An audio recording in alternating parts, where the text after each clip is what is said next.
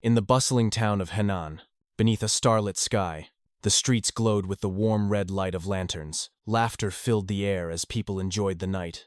Yet their attention was drawn to a curious sight in the center of the crowd. There sat a man who ate as though there would be no tomorrow, devouring food with tears streaming down his face. One concerned onlooker whispered that someone should stop him, wondering aloud if the man would die from eating so much, and questioning why he cried while feasting on such a hearty meal. Another bystander shook his head knowingly. He explained that this was likely the first time the newcomer had seen him, for the man was well known throughout Henan. The newcomer guessed that the man was famous for his striking appearance, but the seasoned local scoffed. He told him that a true merchant should know better than to judge people only by their looks. With a sharper tone, he added that the man clearly had much to learn. He explained that although the newcomer was not from the area, he must have at least heard of the unprecedented feat the man before them had achieved. He had unified every merchant union in all of Henan. The newcomer's eyes widened in disbelief. He repeated the words in astonishment, unable to believe that one man had unified every merchant union. The local confirmed it with certainty. He revealed the man's name and title. He was Yong of the Sky Ocean Merchant Union, the grand merchant who had brought every union under one banner. At that moment, a voice cried out behind Yong, pointing directly at Yong. The voice accused him of eating far beyond reason, claiming that while ordinary people ate 3 meals in a day, he consumed 3 days' worth in a single sitting. A woman rushed forward, clutching at his clothes with desperation. She begged him to stop eating, her voice breaking with fear as she reminded him that such gluttony would harm his health. Yong turned his tearful face toward her. His voice trembled as he explained that if he stopped eating, the memories of that nightmarish day would return to haunt him. The woman froze, her grip loosening. With anguish, she asked if he truly intended to live like this until it killed him. Huern could only respond by calling her name, his voice weak and broken. Yanhua. Later that night, the two of them left the town and sat together inside a carriage. Huern removed the jewelry from his body, setting it aside with weary hands. He admitted that all the riches and gaudy jewels felt meaningless now. His indulgence in food and wealth, he confessed, had only been a way to mask a wound that could never heal. The pain of losing people, he reflected, could only be soothed by the presence of others, yet he was still plagued by nightmares of that tragic day. Yonhua looked at him with deep concern, addressing him softly as young master. Huern gave her a small, almost bitter smile, and pointed out that it had been ages since he had become the head of the Sky Ocean Union. Yet, she still called him by the same title instead of head merchant. Yonhua's voice remained steady. No matter how much time had passed, she told him, he would always remain the master of the Tianzhong clan in her heart. Huern's thoughts grew heavy as he studied her face. Only then did he notice the wrinkles that had begun to form. He remembered how she had continued to serve him even after he abandoned his clan and married into another family. To him, she was more than a servant. She was family. Without her, he believed, he would have long since been dead. His memories surged violently. The Tianzhong clan, once flourishing, had met its tragic end. Huern recalled how he had despised his family, and most of all, how he had hated his father. He remembered the cruel words he had spoken in his youth. He had declared that a statue would stand in his place, and if his father ever asked for him, he should be directed to it instead. With those words, he had turned his back on his clan completely. As the eldest son of a martial arts family, his fate should have been different, but he had been effectively sold off to the Sky Ocean Merchant Union through an arranged marriage, and he had not refused. A few years later, the Dabi sect attacked. Huern had watched helplessly as his clan was swallowed by flames. Only then had he realized that, despite all the hatred he bore toward his father, he had loved him just as deeply. In his memory, his younger self smashed his head against the statue that had once mocked his father's authority, bleeding as Yonhua rushed forward, begging him to stop before he killed himself. Back in the present, inside the carriage, Huern spoke with a new resolve.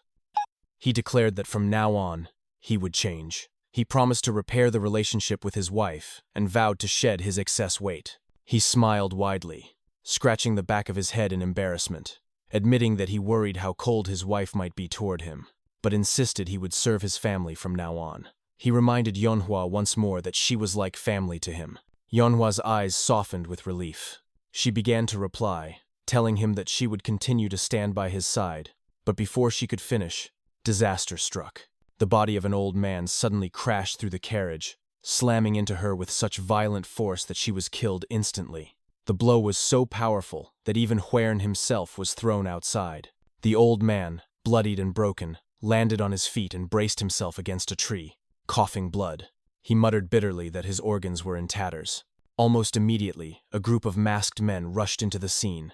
One of them lunged at the old man with a blade, but the old man caught it with his bare hand, stopping it from cutting into him. The masked assailant coldly reminded him that he had been warned there was no escape. The old man roared back in fury, demanding to know how they dared betray him. Before he could finish, several more blades stabbed into his body. One of the masked men sneered that this was the end of the almighty demonic master. He mockingly bade him farewell, calling him "Dear Master." The old man's voice grew heavy with rage. He cursed them, swearing vengeance on the Blood Demon Castle, promising that if he failed to grind them down and drink their blood, he would not be worthy of his name as the demonic master. His fury erupted in a surge of red aura that sent the masked men flying. Meanwhile, Heir, injured and groaning on the ground, tried to rise. His eyes caught sight of Yonhwa's lifeless body lying in a pool of blood. Panic overtook him. He stumbled forward, screaming her name, and lifted her into his lap, his tears spilling freely. His anguished cry tore through the night as he cursed his stroke of misfortune. The old man, still barely alive, staggered away but collapsed to his knees. His breath was shallow as he admitted to himself that he needed a new body before his heart stopped. He muttered that he must use the spirit possession technique, though his voice trembled with doubt. Was this where his journey would end? A chilling voice interrupted his despair. Heir, blinded by grief and fury, shouted at the old man. He accused him of dragging Yonhwa into this mess, of fighting here and causing her death. He demanded an answer, his hands shaking as he grabbed the old man by the collar. His voice cracked as he screamed that his family had just been taken from him. The old man's lips moved faintly. He told him he should not. With sudden speed, he struck Heir's pressure point with his left hand. Heir gasped in shock, realizing what had happened as his body went limp. He collapsed to the ground, whispering in disbelief that he could no longer move. The old man walked slowly toward him, his voice rough yet mocking. He told Heir that he should not treat an injured old man so harshly. Heir's inner voice cursed himself. He had known the old man was a martial artist, but in his anger, he had lost control of his temper. The old man sat down beside him and confessed his intentions. He admitted that he had planned to use the spirit possession technique one final time, hoping to seize the body of someone young and talented so he could live longer. But since death was moments away, he had no choice. Even if it were the body of a pig, he would take it. He began the technique. The old man gathered 160 years' worth of martial essence into his left hand, pure chi, condensed into its peak. With his right hand, he summoned the culmination of his soul, his very spirit. He thrust both into Heir's body. A violent red aura shot upward into the sky, shaking the ground. After a few moments, the aura vanished, leaving the old man's body lifeless. Heir's body twitched, then sat upright, shoving the corpse away. He raised his hand, flexing it in disbelief, before a twisted smile crept across his face. His eyes glowed with a sinister light as he whispered that he had succeeded. But suddenly, his expression faltered. His body began to resist. Inside him, two voices clashed. The old man's spirit muttered in frustration that Heir should already have been suppressed by his immense chi and spiritual power. Yet, Heir's own spirit roared back, refusing to yield. He swore he could not die like this. He had to survive. He had to avenge his clan. The two spirits collided violently, battling for control. Heir's spirit began to crumble under the strain. The old man mocked him, saying that although his will was surprising, it was ultimately futile. Heir gasped that his consciousness was fading away. Outside the struggle within, one of the masked men had returned. He approached the possessed body and sneered. He recognized the technique and admitted that the demonic master had indeed lived up to his reputation. The demons of the three heavens had revered him for a reason, but he declared that his parasitic life would end here. He lunged, driving a blade straight into Heir's neck. The possessed body collapsed instantly. When consciousness returned, it was under a sunny sky. A man groaned, clutching his head, muttering that it felt like it was about to split. He opened his eyes slowly, confused about where he was. Looking around the room, he realized he was in an apothecary. His throat burned with thirst, and he grabbed a cup to drink. The liquid was bitter, unmistakably medicine. As he lowered the cup, he noticed his hand. His eyes widened. He stared at it for a long moment, before suddenly shouting loud enough to shake the building, shattering the cup. He looked down at his hands in disbelief, asking what was wrong with them. A young woman rushed into the room, startled by the sound. She called out to him as, "Young master," asking if he was all right, worried that something had broken. The man immediately stood and grabbed her shoulders with urgency. He stared into her face and asked in shock if she was Yeonhwa, demanding to know why she looked younger. Yeonhwa sighed softly and reminded him that he must have had another nightmare. His mind raced. Could this truly be a dream? But when he stepped on the shards of the broken cup, the pain seared through him too vividly. His eyes widened. The pain felt real. Could it be that this was not a dream at all? He rushed outside, despite Yeonhwa's frantic protests that he should not move with a wounded foot. He approached a statue, trembling as he raised his hand toward it. His memory surged violently, his younger self, headbutting that very statue in defiance of his father. Tears streamed down his face as he whispered Yeonhwa's name. He asked her when this statue had been placed. She blinked in confusion, then replied that it had been 5 days ago. His chest heaved as he repeated her words in disbelief. 5 days? He muttered that he would find out for himself. He lowered his head and smashed it into the statue with full force, breaking it apart. Gasps erupted around him as everyone, including Yeonhwa, shouted his name in shock. Blood trickled down his forehead, but his teeth were clenched with fierce determination. This was no dream. Somehow, impossibly, he was back in the past. He realized then that he had 3 years before the day the Tianzhong clan would fall. His voice shook with resolve as he swore to protect his people and his clan at all costs. The man who made this vow was none other than Yong. The Tianzhong clan was a once proud martial clan that had lived near Tianzhong Mountain in Henan for generations. Many households had taken the mountain's name as their own throughout history, but it was the Yong clan that managed to unify them all. Back then, people across Henan called them the Tianzhong Yong clan. Those who remembered those times still spoke of their glory, but those days had long since passed. The clan's reputation had fallen, and no one praised them anymore. Now they were known simply as the Tianzhong clan. Inside the main hall, Yong, the current clan head, sat drinking tea with a weary expression. He sighed heavily and admitted that 30 years had gone by, yet not a single martial expert had risen from their line. After Elder Yong Gosang, once known as the Supreme Dragon of Henan, their clan had become nothing but a shadow of its former glory. Even the people now looked down on them. He confessed with bitterness that it was a truth they could not deny. His wife poured tea into his cup and tried to console him. She said that they should put their hopes in Hwarin, praying that he would recover and someday lead the clan into a better future. Bayang shook his head. He reminded her that she knew how much Hwarin hated him. Everything he had done had been out of consideration, yet his son saw it as nothing but cruelty. He blamed himself, believing it was his fault for remarrying too quickly after his first wife's death. He admitted he had not even properly grieved for her before bringing another woman into the household. His wife gave him a gentle smile and told him that perhaps all they needed was patience, that Hwarin might simply need more time. Biyang frowned and confessed that he had thought the same thing at first, but the rift between them only seemed to grow deeper as the years went by.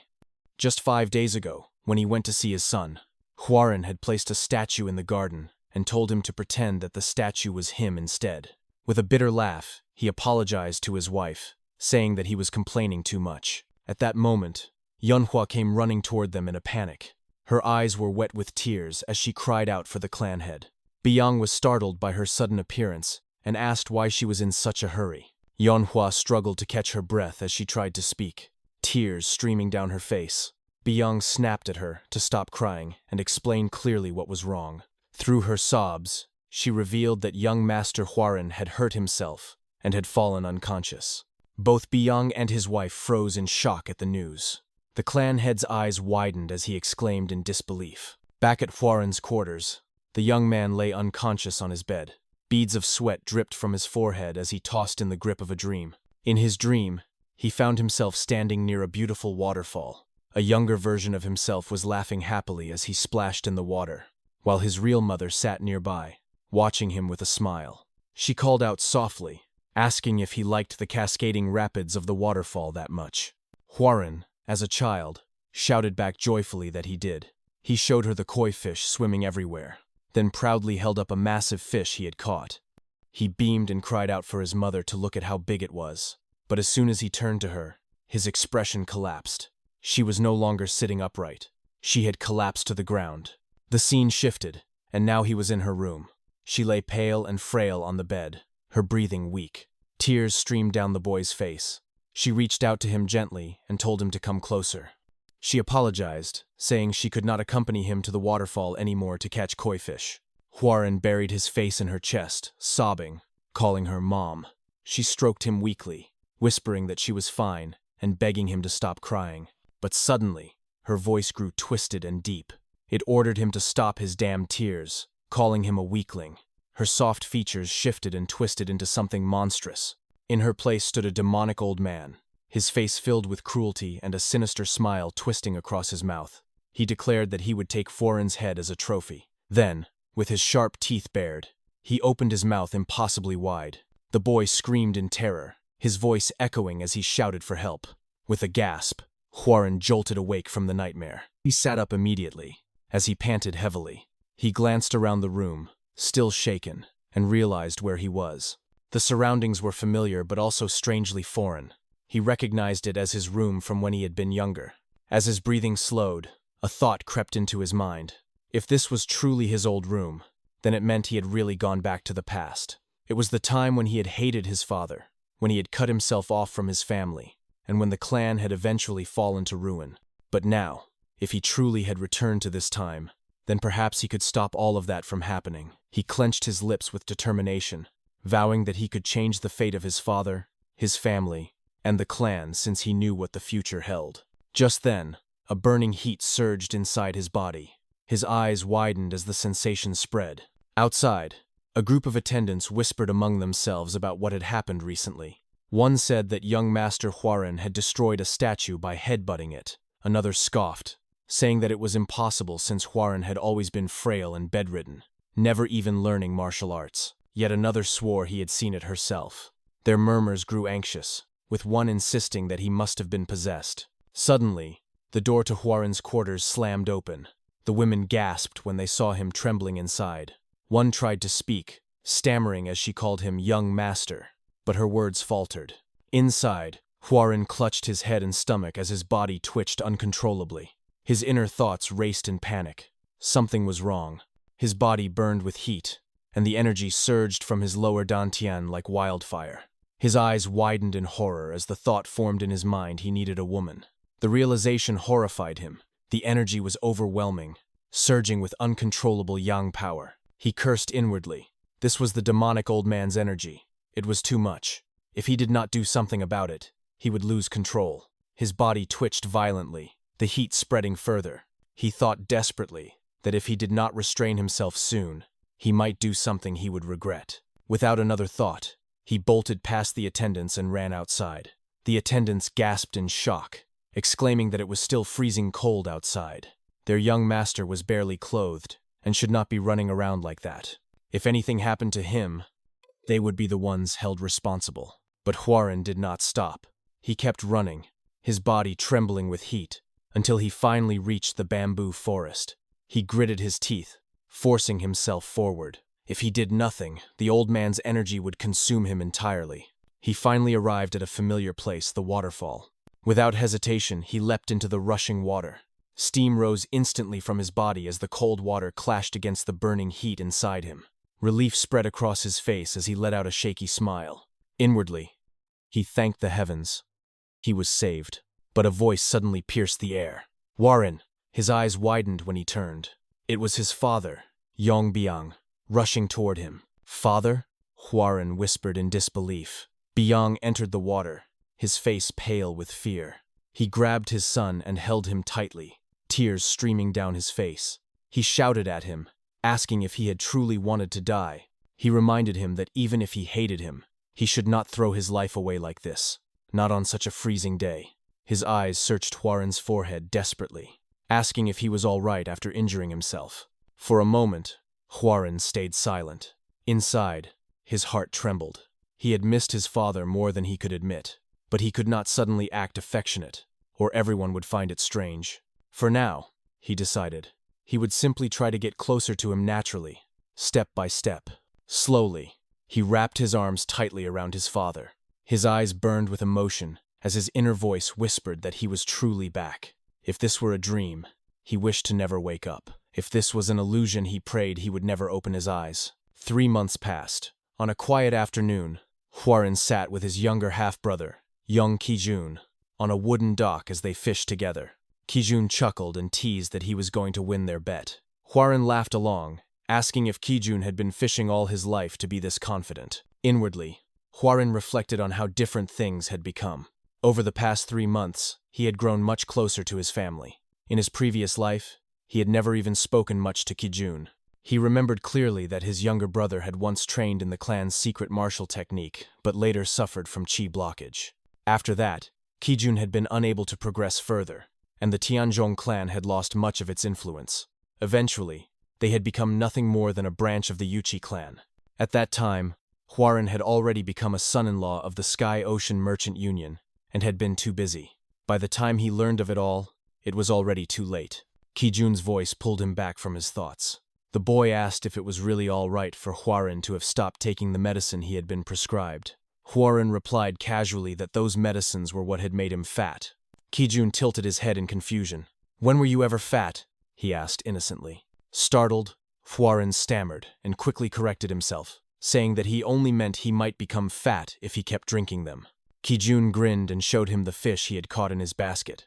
He teased that he liked how Hwarin had been lately, especially since he often gave him extra allowances under the excuse of making bets. Then he asked triumphantly if he had won, showing off his full basket, but Hwarin smirked mischievously. With a sudden movement, he threw his own basket high into the air and shouted that he could not lose again. Kijun's jaw dropped in outrage.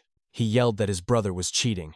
Hwarin only laughed and grabbed him with a wide grin, declaring that he had caught an even bigger fish already. Then, with a sudden leap, he pulled Kijun into the lake with him. Both of them splashed into the water as Kijun screamed, while Hwarin burst into laughter. Inside, Hwarin reflected sorrowfully. He had never realized before what a bright and cheerful child Kijun truly was. In his previous life, he had placed too much of a burden on his brother's shoulders. Quietly, he apologized in his heart. Time passed, and Hwarin devoted himself to training. He pushed his body daily, building his strength before beginning his martial training. He often worried about the demonic old man's energy that still lingered within him, but it had yet to cause him trouble again. However, because of the incident where it had once surged uncontrollably, he had developed the habit of meditating beneath the waterfall every morning to stabilize his chi. One day, after completing his meditation, he noticed his younger half-sister Xiaolan approaching with a towel in her hands. Hwarin walked toward her and told her that she did not need to do this for him. She chuckled shyly and replied that she enjoyed it, that she liked being friends with him now. As he looked at her smiling face, Hwarin's heart sank with regret. In his past life, he had treated her cruelly despite her kindness. Xiaolan had always been lively and friendly. She loved attending events like fireworks festivals, and she had often offered to take him with her. But each time, he had rejected her harshly. The memory returned vividly. She had once asked him sweetly if he wanted to go with her to the festival. He had glared at her with cold eyes, cutting her off before she could finish. He had told her that he had no time to waste playing with her, and with a sinister look, he warned her never to ask him again. That had been the last meaningful interaction they ever had. She had gone alone to the festival, where she was murdered. His father had personally investigated her death, but not long after, he too had been assassinated. Now, in the present, as Hwarin pulled on his upper robe, he turned to her and asked if today was not the day of the moon festival she had mentioned. Her eyes widened with joy. She exclaimed that she thought he had forgotten. When he confirmed that he would go with her, she jumped with excitement. Hwarin smiled and added that they should go shopping for her before the event. Xiaolan clapped her hands and cried out happily, urging him to go immediately. As he looked at her cheerful face, Hwarin's heart hardened with determination. This was another chance to live differently.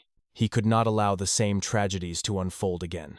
If he were to protect Xiaolan, Kijun, his father, and the entire Tianzhong clan, then he needed strength. He needed to become strong enough to shield his family and restore the clan's former glory. Back at the training yard, Hwarin was running laps alongside the other young men of the clan. As his feet struck the ground, he thought about how different his life had become. In the past, he had done nothing but drink medicine in his room and bury himself in books, never stepping outside. But now everything had changed. Ironically, it all seemed to be thanks to the ominous aura of the old man. His body itched to move, his muscles longed to be tested, and he wanted to measure the improvements that had taken root within him. His thoughts were interrupted when his father's voice suddenly called out to him. Turning his head, Hwarin saw Yong standing nearby, smiling warmly, his eyes glistening with pride. "You really have changed," Byung declared, his voice filled with emotion. "My son has truly grown up." Embarrassed by the attention, Hwarin quickly glanced at the other disciples around him and muttered that the others were watching. But Byung ignored the concern, stepped forward, and firmly grabbed his son's shoulder. "And what does that matter?" He laughed loudly for all to hear. "Hwarin, how about you stop merely exercising and officially begin to learn the martial arts of our family?" Hwarin paused for a moment before nodding. He admitted that he had been thinking of the same thing. Byung's face lit up with joy.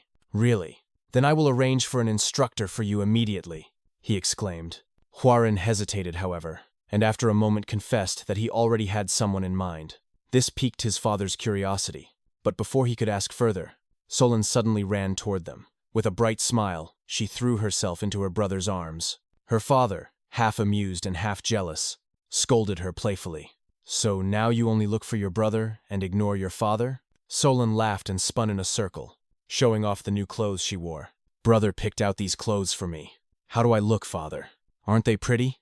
Byung sighed and admitted helplessly that he could not argue with that. Solon chuckled and told him sweetly that she loved him. The sound of laughter filled the yard, and Hwarin stood there quietly, smiling warmly at the scene. Yet, in his heart, he reminded himself that just because his body had changed did not mean he could protect the ones he loved. To shield them, he needed real strength. He needed martial arts. Elsewhere, in a quiet and worn training ground, a graceful figure was practicing.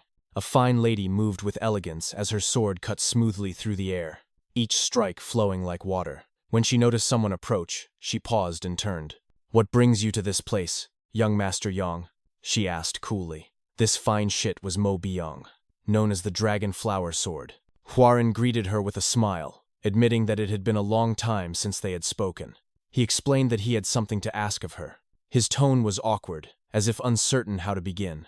Byung studied him carefully. She thought to herself that the rumors about his recovery must be true. She had never spoken to this twisted young man before, and she could not imagine what kind of request he might bring. When she asked him directly what he meant, Hwarin surprised her.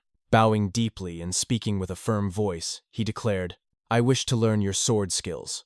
Please take me in as your disciple." Byung froze in shock. She had heard whispers that he had changed in recent months, and though he did seem different, she wondered whether a man could truly transform so easily. Many endured difficult lives yet remained upright, while Hwarin had once wallowed in hatred, cutting off his ties to both family and clan. After a long pause, she turned away and refused him. Hwarin was stunned. He quickly asked her for the reason. Byung explained calmly that she was too busy investigating the stagnation of the Tianzhong clan's secret arts to take on a disciple. As she walked away, she apologized silently in her heart. She did not believe people could change so suddenly. Hwarin's chest tightened at her rejection. He thought bitterly that she must still consider him pathetic. In the past, Mo Byung had rarely interacted with others, and even within the clan, not many understood her true skill. Yet Hwarin, who had lived that future once before, knew her strength better than anyone. The depth of her martial ability far exceeded anyone else in the clan. In desperation, he fell to his knees before her. Byung spun back and shouted furiously, demanding to know why the eldest son of the clan would abase himself so over such a trivial matter. But Hwarin murmured quietly at first, then raised his voice. "No, this is not an insignificant matter to me." He thought back on the past he had lived. Mo Byung had been the one who contributed the most in the battle against the Dabi sect. For her valor, she was given the title Dragon Blood Flower, a name not meant for a woman, but she had accepted it and fought on. She gave her all to rebuild the Tianzhong clan, only to die a mysterious death. She had sacrificed her life for the clan. Hwarin clenched his fists in resolve. He swore that he would not allow her to meet the same fate again. He would protect her, and he would protect his clan. Byung gazed at him carefully. His demeanor was not the same as before. Could it be that he truly had turned over a new leaf? At last she spoke, saying that she would accept his request but only under one condition. Huaren's heart leapt as she explained. If he could touch her even once during a spar, she would accept him as her disciple. She would not use qi nor the martial arts of the clan, but even then, she was certain he would never succeed. Huaren hesitated, but his determination rose. He accepted the challenge. Moments later, he lay defeated on the ground, unable to even graze her hair. He thought to himself in disbelief that the gap was that enormous. Yong began to walk away, declaring that she had won and that she would take her leave. But Huaren, gritting his teeth, could not accept defeat. With a roar, he lunged at her again, shouting that their duel was not over. She easily deflected him, striking him down each time he tried to rise. With each word he spoke, she struck him again, reminding him of his weakness. At last, he collapsed fully, though he still clutched his sword.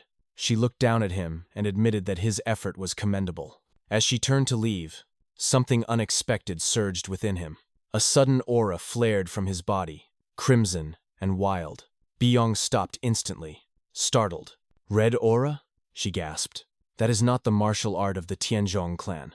Just what is that?" Alarmed, she shouted for him to come back to his senses, but Huaren did not respond. In a blink, he was standing directly in front of her, his wooden sword raised for another strike. She barely managed to dodge, her eyes widening in shock. His speed had grown terrifying. Again he struck, and again she evaded, but the relentless pressure forced her back toward the wall. Realizing the danger, she decided she had no choice but to counter him seriously. She drew her blade and began to summon her technique. She prepared to unleash the first form of the Soaring Dragon Emperor sword, but before she could strike, Huaren's wooden sword brushed against her hair. Yong froze in disbelief. Huaren, grinning weakly through exhaustion, declared, "I touched you. Dragonflower sword." "No, Master Mo Yong." Then he collapsed unconscious at her feet. Yong stood stunned, unable to believe what had just occurred. She turned toward the wall behind her, where she saw the damage his wooden sword had left. The wall was smashed and broken by sheer force.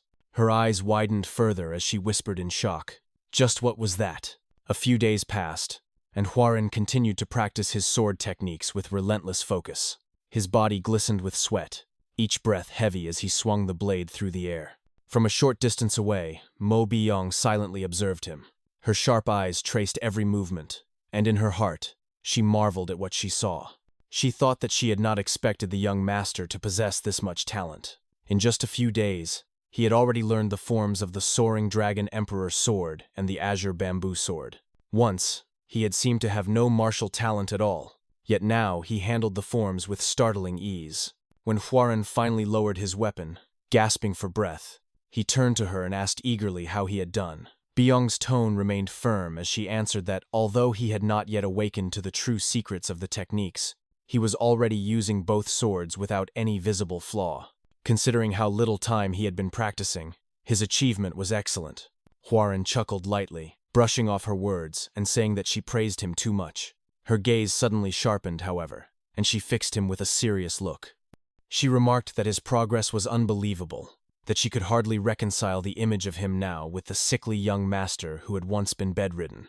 His speed in learning was remarkable, and she admitted bluntly that he was incredible. Then her expression darkened as she recalled the red aura she had seen from him before. Huaren scratched the back of his head awkwardly and insisted once again that he did not remember what had happened.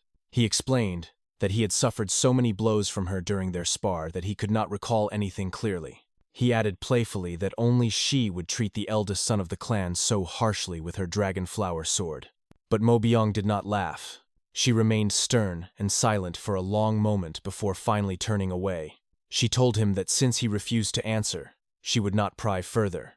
However, she reminded him that she was still responsible as one who served the Tianzhong clan, and for that reason, she would observe every moment of his life. Huaren smiled awkwardly and admitted that it sounded a little frightening. That night, alone in his dimly lit chamber, Huaren sat at his desk with martial arts manuals spread before him. His candlelight flickered as he pored over every word, his mind racing with thoughts. After wielding both the Soaring Dragon Emperor sword and the Azure Bamboo sword, he could feel it clearly. The martial arts of the Tianzhong clan were incomplete. He reasoned that it was inevitable, since their roots had not been purely orthodox. In his mind, he traced the origins of their clan's art. Long ago, the progenitor of the Tianzhong clan had been a wandering martial artist seeking justice in Henan.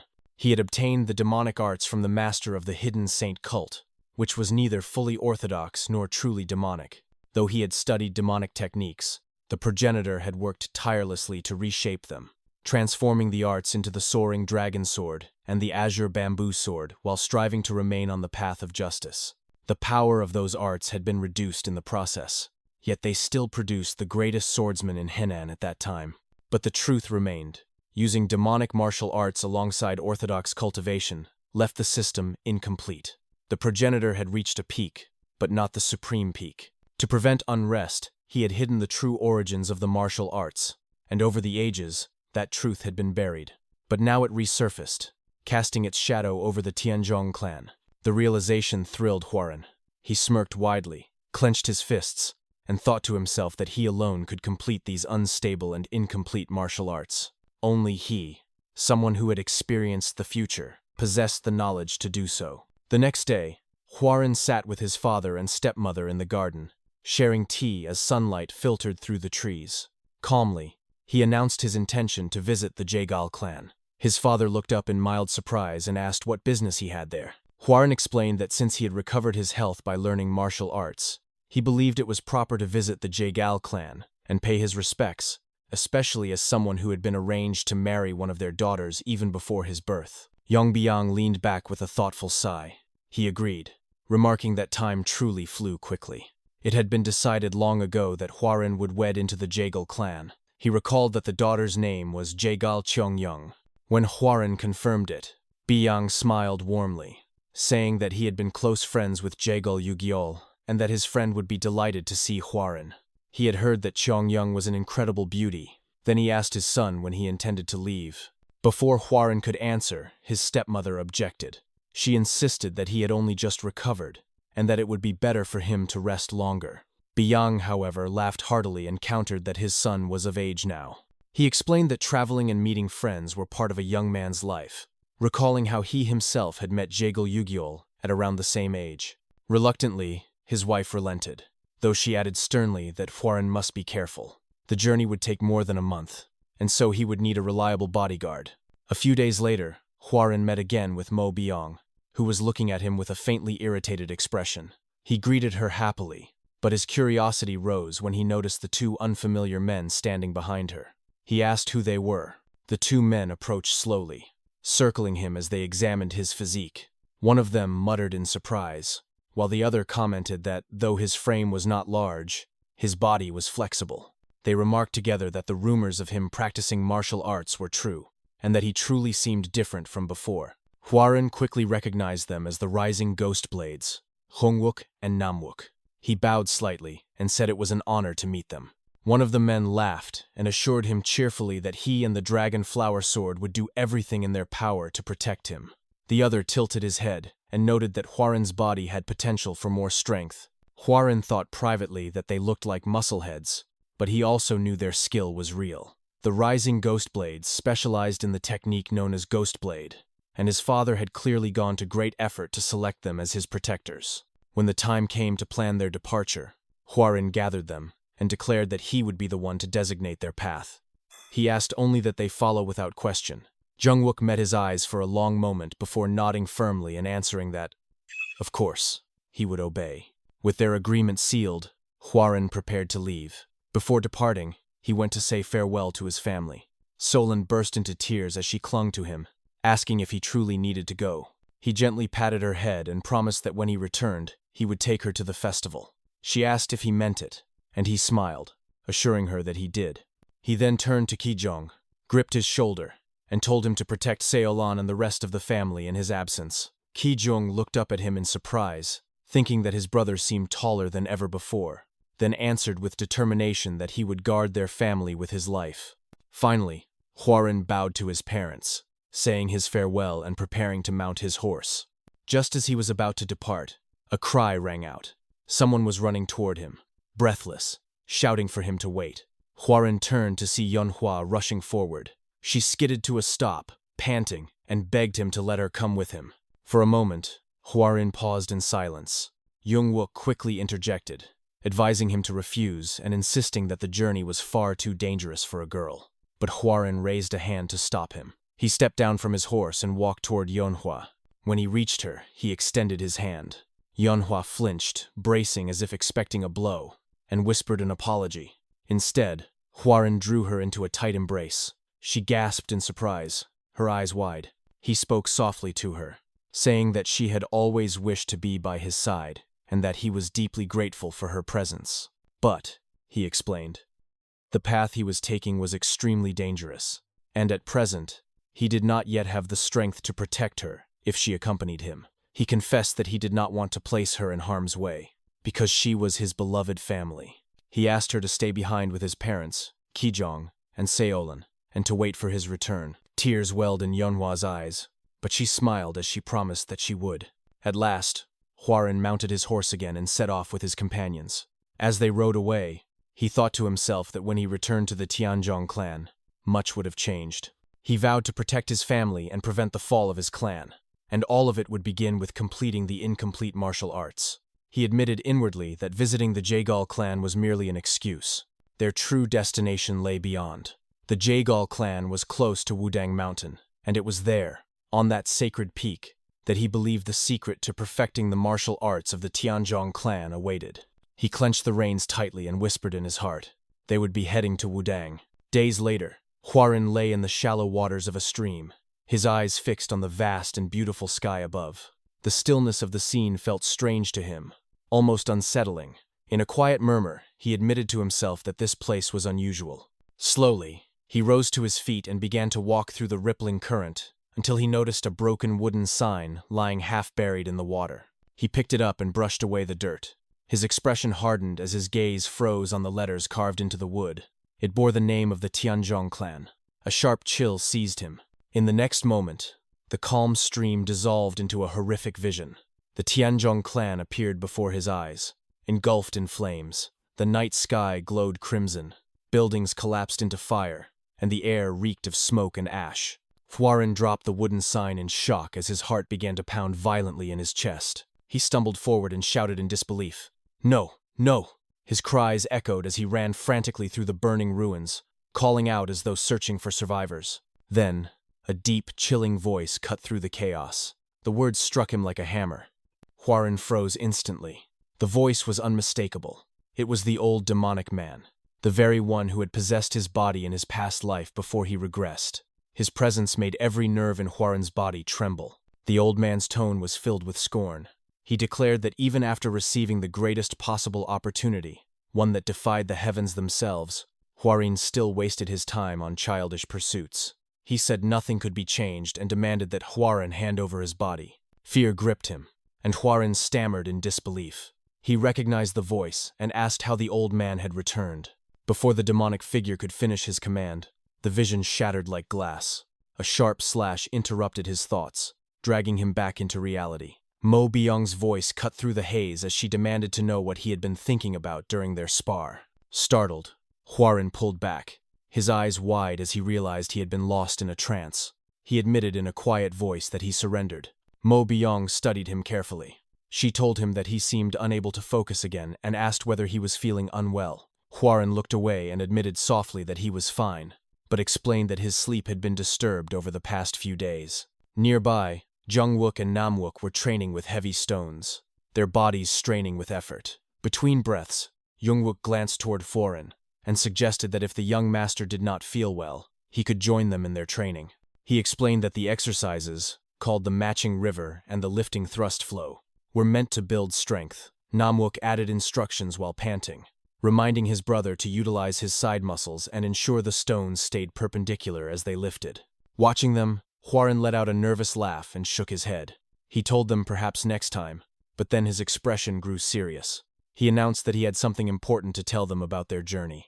Later, as they rode along a dirt road on horseback, Hwarin revealed his plan. He explained that before heading to the Jaegal clan, he wanted to stop at Mount Seven Sages. Jungwook turned in surprise and repeated the name of the mountain. Hwarin elaborated, saying he had read a book written by a renowned herbalist. According to the text, there was a part of Mount Seven Sages where 100-year-old ginseng could be found. The book also mentioned the existence of a rare treasure called monkey wine, which was nearly impossible to find elsewhere in the Jianghu. At the mention of monkey wine, Jungwook and Namwook's mouths watered. They repeated the words dreamily, as if already tasting it. Hwarin smirked and teased them. He remarked that he had heard of their reputation, saying the two of them were known as the two rising drunken ghosts because of their love for liquor. Flustered, Jungwook cleared his throat and attempted to respond, insisting they supported the journey. But before he could finish, Mo Byung interrupted sharply. Her tone was stern, as she reminded Hwarin that Mount Seven Sages lay near the territories of demonic sects. For an orthodox clan like the Tianzhong to go there, she warned, could invite disaster.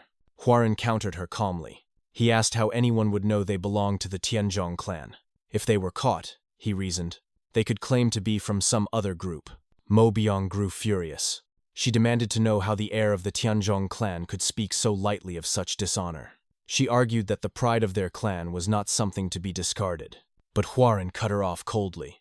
He asked if pride was really so important when survival was at stake. If a great enemy demanded his origin, he said, he would not hesitate to claim allegiance to a demonic sect if it meant surviving. Jungwook stepped in and supported Hwarin's reasoning. He argued that there was no reason for an orthodox sect to fear demonic ones and insisted that following the young master's judgment was the wiser choice. Mo Byung accused them of being motivated only by their eagerness for monkey wine.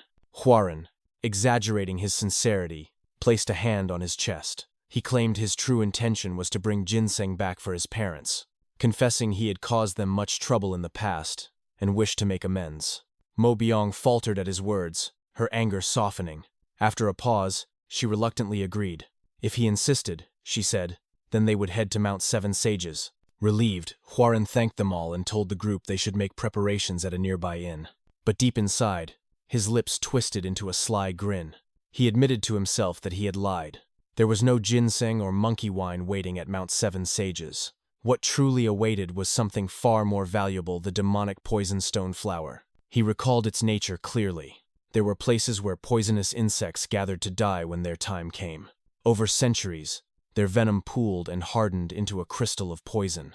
When a seed fell upon such a crystal, it sprouted into a flower imbued with venom and demonic energy. This was the demonic poison stone flower, and according to what he knew, it was hidden somewhere within Mount Seven Sages. That evening, at the inn, rumors spread among martial artists. From a nearby table, Hwarin overheard a group whispering about demonic masters gathering near Mount Seven Sages. One man leaned closer to his companions and revealed in a hushed voice that a rare medicine had been discovered there. Its name was the demonic poisonstone flower. Hwarin stiffened in shock. His mind burned with frustration. How could the whole world already know of it? Later that night, as they drank together, Mo Byung spoke gravely. She reminded Hwarin that he must have heard the rumors of demonic masters converging on Mount Seven Sages because of the flower. She insisted that it was too dangerous to head there now. Hwarin admitted silently that she was right. The demonic sects would surely fight fiercely for it. But he reassured himself that he did not need to join their struggle. He only needed to defeat Gochok, who would be the last to claim the flower. In his previous life, Gochok had advanced from first rate to the peak within half a year. The demonic poisonstone flower. It will undoubtedly be an ingredient optimized for his martial arts. The martial arts of Tianzhong are ultimately demonic arts. He raised his cup and declared firmly that nothing had changed. They would still head to Mount Seven Sages. Mo Byung sprang to her feet in disbelief. She asked if he had not heard that the demonic sects were already gathering there. Hwarin replied calmly that Mount Seven Sages was one of the routes to the Jaegul clan. Since the Jaegul clan would surely be involved, he argued, it might not be a bad idea to meet them there. Mo Byung reluctantly agreed, but with one condition. If they encountered martial artists stronger than themselves, they must evade immediately. Hwarin nodded and assured her that he would avoid dangerous confrontations. He glanced toward Jungwook and Namwook, only to find the two Ghostblades already passed out drunk at the table. Shaking his head, he repeated his promise to stay cautious. A few days later, they finally arrived at Mount Seven Sages and checked into a nearby inn. Hwarin told his companions that they would stay there for the time being. Secretly, he admitted to himself that the mountain surroundings were like a gallery of chaos. Though he was still too weak to enter recklessly, he smiled darkly, reminding himself that whoever had the last laugh would be the true victor. Earlier that day, he had given instructions to his group. He told them to investigate inns and taverns run by the Serpent Dragon sect and to find ones with few customers but many horses. He reasoned that Gochok, as the young sect leader, would not move alone. He would bring his men, and for that, they would need horses and stables. Even if Gochok obtained the flower, he would not transport it immediately. He would first stop at an inn to secure it, and it was highly likely the inn would be managed by his sect. If such a place could be identified, Hwoaran thought, they could intercept Gochok before the flower was hidden away. In the past, Gochok had been the one to claim it, but this time, Hwoaran intended to take it for himself. Later that day, Hwoaran and Jungwook stood on a balcony, watching the street below. Namwook approached and asked what they were observing. Jungwook pointed at a figure in the crowd and told him that it was none other than Gochok, the young sect leader of the Serpent Dragon sect. Hwoaran's eyes widened. He thought to himself that Gochok should already be at Mount Seven Sages fighting for the flower. Why was he here instead? In the distance, one of Gochok's men leaned close and whispered something into his ear. Hwoaran strained to listen but could not make out the words. He cursed in irritation. Suddenly, Gochok's eyes widened, and his voice thundered across the street. He barked orders to his men, demanding that the Serpent Dragon 8 swords and the Serpent Dragon slashers be gathered immediately to give chase. Even Jungwook was startled by his commanding tone. He explained to Hwoaran that those were the two strongest forces of the Serpent Dragon sect. Gochok had shouted with such force that even he had heard it clearly. Hwoaran's expression narrowed. If something urgent had just occurred, it meant there might be new opportunities. The chances of him obtaining the demonic poison stone flower had just increased. With calm determination, he told his companions to prepare, declaring that they would follow. Mo Byong appeared at once, her face filled with protest. She demanded to know if he truly intended to chase the demonic sects, reminding him it was far too dangerous.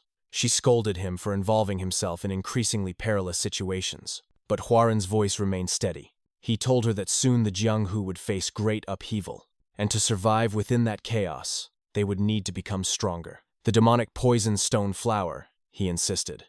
Mo Byong cut him off sharply. She argued that the Jianghu was at peace, and that they were not so weak as to rely on poisonous herbs for security. Hwoaran's voice turned cold. He declared that she was wrong. They were weak. He asked if she truly lacked desire for the flower, and answered for her. Of course not. No martial artist could resist such a treasure. The truth was that they were simply too weak to participate in the struggle openly. He then spoke of his dream. He vowed to obtain the flower, grow stronger, and protect their clan from outside threats. Stepping closer, he fixed her with a piercing gaze. If she truly believed in him, the heir of their clan, then she should follow his command. Mo Byong stepped back, shocked by the determination in his voice.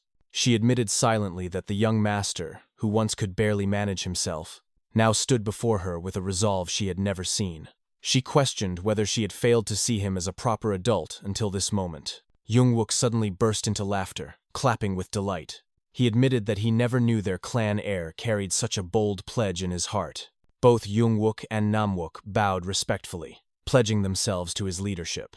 They introduced themselves formally as the two rising ghost blades and swore to follow the command of their young clan leader. After a long pause, Mo Byong lowered her head as well. She told Hwoaran she would also follow his will, though she warned him gravely that the Jianghu was not a place to be taken lightly. Hwoaran nodded calmly and told them to set forth. Inside, however, his thoughts darkened. He reassured her silently, for in the entire Jianghu, no one understood its cruelty better than him. After all, he had already lived through it once. Hwoaran and his companions trailed behind the Serpent Dragon sect, keeping a cautious distance. As they moved through the cover of the forest, Hwoaran observed the enemy with narrowed eyes, thinking to himself that he had not expected so many of their members to be gathered here. While crouching in the bushes, Mo Byong whispered to him with concern. She pointed out the movement of the Serpent Dragon sect, and Hwoaran quietly replied that Gochok and his men appeared to be forming the inescapable net formation. Jungwook's eyes widened with alarm as he muttered the name of the formation, while Namwook nervously suggested that they should leave before it was too late. Hwoaran, however, shook his head. He explained that the main squad of the Serpent Dragon sect had not yet made their move, and that they would likely act only once they spotted someone suspicious or the person carrying the miracle medicine. For now, they needed to remain patient and wait for the right timing. Moments later, a loud commotion erupted in the distance where the Serpent Dragon sect was stationed. Huaren listened carefully and concluded that the enemy had found the person carrying the miracle medicine. He quickly instructed his group to move closer to the riverbank instead. When Namwook asked why, Huaren explained that a person on the run would more likely escape toward the water than into the dense forest. He also pointed out that the shouting from the Serpent Dragon sect had ceased, which meant they were closing in on their target. He reminded the others to be as stealthy as possible from this point onward. Not long after, a man appeared at the opening of the river. He stumbled forward weakly, gasping for air and crying out for help in a broken voice. Before he could escape, a surge of purple aura materialized out of nowhere and struck him down instantly, killing him on the spot. The explosion that followed shook the ground, and when the dust finally dispersed, a single figure was revealed. Standing in the middle of the riverbank was a man shrouded in a menacing purple aura. In his hand, he clutched the demonic poison stone flower, its sinister glow feeding into his already dreadful presence. Yong's face paled as she recognized him immediately. She whispered in shock that this man was none other than the flying demonic blood lion. At her words, fear and unease rippled through the group. Huaren studied the man closely and remarked that his aura was ominous, then asked Yong if she knew more about him. Jungwook answered instead, explaining that among the martial artists of the demonic world, the flying demonic blood lion was a notorious figure and one of the most feared. Huaren, however, noticed something else. He pointed out that the man's state did not seem stable, and then his eyes widened as he realized what the man was holding. The demonic poison stone flower was in his possession. Their thoughts were interrupted when the Serpent Dragon sect arrived swiftly and surrounded the flying demonic blood lion in tight formation. Gochok stepped forward to confront him, his voice ringing with accusation as he declared that the blood lion had killed the most elite warriors of their sect. He admitted that he never imagined he would be forced to corner such a figure, but now that moment had come. The flying demonic blood lion only laughed mockingly. He ridiculed them, saying he had not expected to be cornered by weaklings and that if not for interference from the Tang clan, he would have ripped them apart with ease. In response, Gochok reached into his pocket and revealed a small weapon. He asked if the blood lion recognized it, announcing it to be the 1,000-needle downpour. At the sight of it, the blood lion's expression changed to shock as he demanded to know how Gochok had obtained such a weapon. Gochok smirked and explained that they had spent a considerable fortune to acquire it, and warned him not to think they only had one. In perfect unison, every man in the Serpent Dragon sect pulled out the same weapon. The blood lion's shock quickly twisted into anger. He snarled that such inferior weapons could never bring him down, and his arms burst with a violent, relentless energy. Gochok gave the order without hesitation, commanding his men to fire. The air erupted in a deafening series of explosions as the 1,000-needle downpour unleashed its deadly rain. Countless sharp projectiles poured down toward the flying demonic blood lion.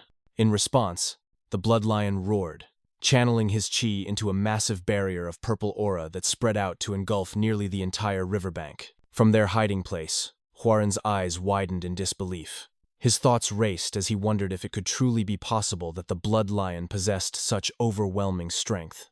The Serpent Dragon sect's attack clashed against the barrier, but the blood lion deflected every strike. A shockwave erupted, forcing even Gochok to brace himself as he cried out in disbelief, demanding how his opponent still possessed so much chi. The blood lion then leapt high into the air, looking down at them with wild eyes as he burst into manic laughter. He mocked the Serpent Dragon sect, shouting that they were nothing compared to him. Grinding his teeth, Gochok roared an order for the second Serpent Dragon squad to fire. Once again, the 1,000-needle downpour was unleashed, this time targeting the blood lion while he was still suspended mid-air. The projectiles struck him directly, and his body plummeted down into the river below. One of the Serpent Dragon sect members shouted triumphantly that the flying demonic blood lion had fallen. Without wasting time, Gochok barked further commands. He ordered the 8th sword of the Serpent Dragon and the Serpent Dragon bladesman to finish him off and retrieve the miracle medicine. The warriors surged toward the river where the blood lion had landed, yet the man rose again despite multiple needles piercing him. He smirked defiantly. With a chilling laugh, he declared that they would never find the miracle medicine. He roared at them to come, vowing to drag them all down to hell with him. What followed was a brutal slaughter. The flying demonic blood lion faced the Serpent Dragon sect's forces alone, tearing through them with savagery as they swarmed him. From a distance, Hwarin and his group watched in grim silence.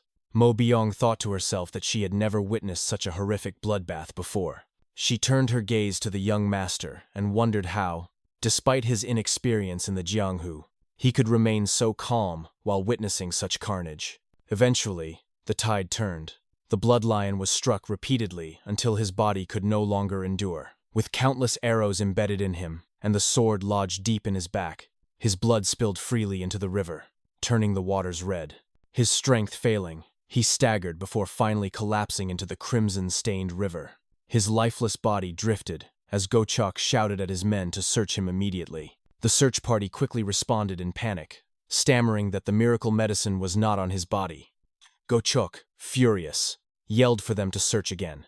He was certain they had been close enough during the chase that the blood lion would not have had the chance to hide it anywhere. He ordered them to look around with greater urgency. Meanwhile, Hwarin signaled his companions to follow him as he explained his deduction. He reasoned that the miracle medicine was not on the blood lion's corpse, because it had likely been sent down the stream. He reminded them that earlier, the blood lion had formed a water barrier. While the barrier may have blocked the incoming weapons, it also blinded him to his enemies. Normally, someone of his skill should have used Qinggong to dodge the attacks instead. Hwarin concluded that the only reason the blood lion had chosen that tactic was so he could release the miracle medicine into the current, ensuring that he could retrieve it later. Before they could discuss further, a loud noise echoed nearby. Hwarin urged his companions to move quickly, warning that the serpent dragon sect would soon realize the same conclusion. At the end of the river, Hwarin and his group finally arrived. There, floating in the water, was the very flower they had been searching for. Hwarin immediately reached for it, exclaiming that it was indeed the demonic poison stone flower. Before storing it away, he pulled out a vial of poison from his pocket, along with a small container. Searching the area, he plucked an ordinary flower and poured the poison over it. Before their eyes, the flower transformed, taking on the exact appearance of the demonic poison stone flower. Mo Byong stared at him in shock and remarked that it was not proper for an orthodox martial artist to carry poison. Hwarin calmly explained that poison was a useful tool. He placed the fake flower inside the container and said that while it might not fool the demonic sects for long, it would deceive them long enough for the group to escape with the real one. Jungwook muttered in amazement, remarking that obtaining the flower had been far too easy. He compared their fortune to the men who had just fought with their lives for it, admitting that he never imagined they would be the ones to secure it by simply trailing behind. Hwarin only smiled faintly and said that they had merely been lucky before instructing the group to leave quickly. Just as he tightened his grip around the container, it suddenly vanished from his hand. The group froze in shock as a familiar figure appeared before them. The flying demonic blood lion, his body battered and drenched in blood, stood tall once again. His chilling voice echoed as he declared that the demonic poison stone flower belonged to him. Mo Byong suddenly rushed toward Hwarin, her voice breaking with panic as she called out for the young clan leader. Hwarin, however, stood frozen in shock. His mind raced as he realized that the man before them was truly the flying demonic blood lion. His thoughts stammered in disbelief, for the serpent dragon sect should have already finished him. Before he could react further, the blood lion lunged without warning, striking Hwarin with such force that he was sent flying through the air. The blood lion caught the container in his hand, crushing it instantly and leaving only the flower intact. His voice thundered with rage as he shouted at Hwarin and his companions, calling them greedy rats who did not know their place. He growled that he had intended to take his time to absorb the flower properly, but circumstances had forced him to burn away his life as true Qi. Since he no longer had that luxury, he declared he would rip apart every human before him and replenish his energy with their blood. As he devoured the demonic poison stone flower in one swift motion, a menacing and relentless aura exploded from his body, pressing down on everyone present. Mo Byong froze where she stood. Her entire body trembled, and her clothes were soaked in cold sweat. Her thoughts screamed in terror as she admitted to herself that this was the first time she had ever faced an opponent so overwhelmingly powerful. At this rate, she was certain that she would die here. At that moment, Namwook and Jungwook stepped forward calmly, their demeanor entirely different from hers. Namwook spoke first, saying that ever since his birth, he had always acted before thinking, which was how he had earned the title of Ghostblade. Together, the brothers announced themselves as the two rising Ghostblades, warriors of the Tianzhong clan, and vowed to protect their young leader, even if it meant standing against the demonic monster before them. They declared their intent to defeat the flying demonic blood lion. Mo Byung cried out, her voice cracking as she tried to stop them. She pleaded that he was far too strong and warned that they would surely die if they tried. Jung-wook cut her off, his tone sharp and steady. He told her to do what needed to be done, calling her by her title, the Dragon Flower Sword. Namwook turned to her with a faint smirk and reminded her that their enemy had just consumed poison. Her eyes widened as the memory struck her. She thought back to what Hwarin had done earlier, when he had secretly swapped the real flower with another that had been laced with poison. The realization strengthened her trembling resolve. Namwook went on to explain that not only was the blood lion gravely wounded, but he had also burned away his life energy as true chi, and now he had poisoned himself on top of that. If they could simply stall him for long enough, they might have a chance. Jung-wook shouted that they would attack first, and the two brothers charged forward with their blades drawn. The blood lion's eyes gleamed with cruel admiration. He admitted that he respected them for not running away, but sneered that their courage was meaningless. With a sudden movement, his arms stretched outward and his aura surged, seizing both Jung-wook and Namwook in its grip. Before the deadly force could crush them, a yellow aura surged in the middle of the battlefield, expanding into the form of a barrier. The blood lion was forced backward by the sudden pressure. Mo Byung had stepped in, her sword flashing as she invoked her technique. Her voice rang as she called out the name of her attack, the Soaring Dragon Emperor Sword. Without pause, she followed it with another strike, unleashing the Heavenly Lightning Ascension. Her blade pierced into the blood lion's left arm, drawing a roar of agony from him. The demonic warrior leapt back to gain distance, but blood gushed from his mouth as he coughed violently. His thoughts turned inward in confusion. He realized that the sensation coursing through his body was poison. He wondered if the Tang clan's old crone had gotten to him, but quickly dismissed the thought. The Tang clan's poison would have already melted his organs by now. This meant the source was different. His eyes narrowed in fury as he stared at Mo Byung and the two ghost blades. Clenching his teeth, he bellowed in rage, demanding how they dared trick him in such a way. His words turned into a threat as he vowed to grind their bones into dust. His declaration was cut short by another violent cough. From a distance, Mo Byung steadied her breath and thought carefully. Ghostblade had been right, she realized. The blood lion was at his absolute limit.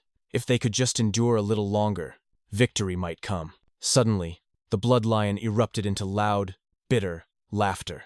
For a moment, his laughter echoed with strength, but it soon faded into a broken rasp. He muttered aloud, wondering if this truly was to be his grave. He clutched his head with both hands, snarling that it could not be.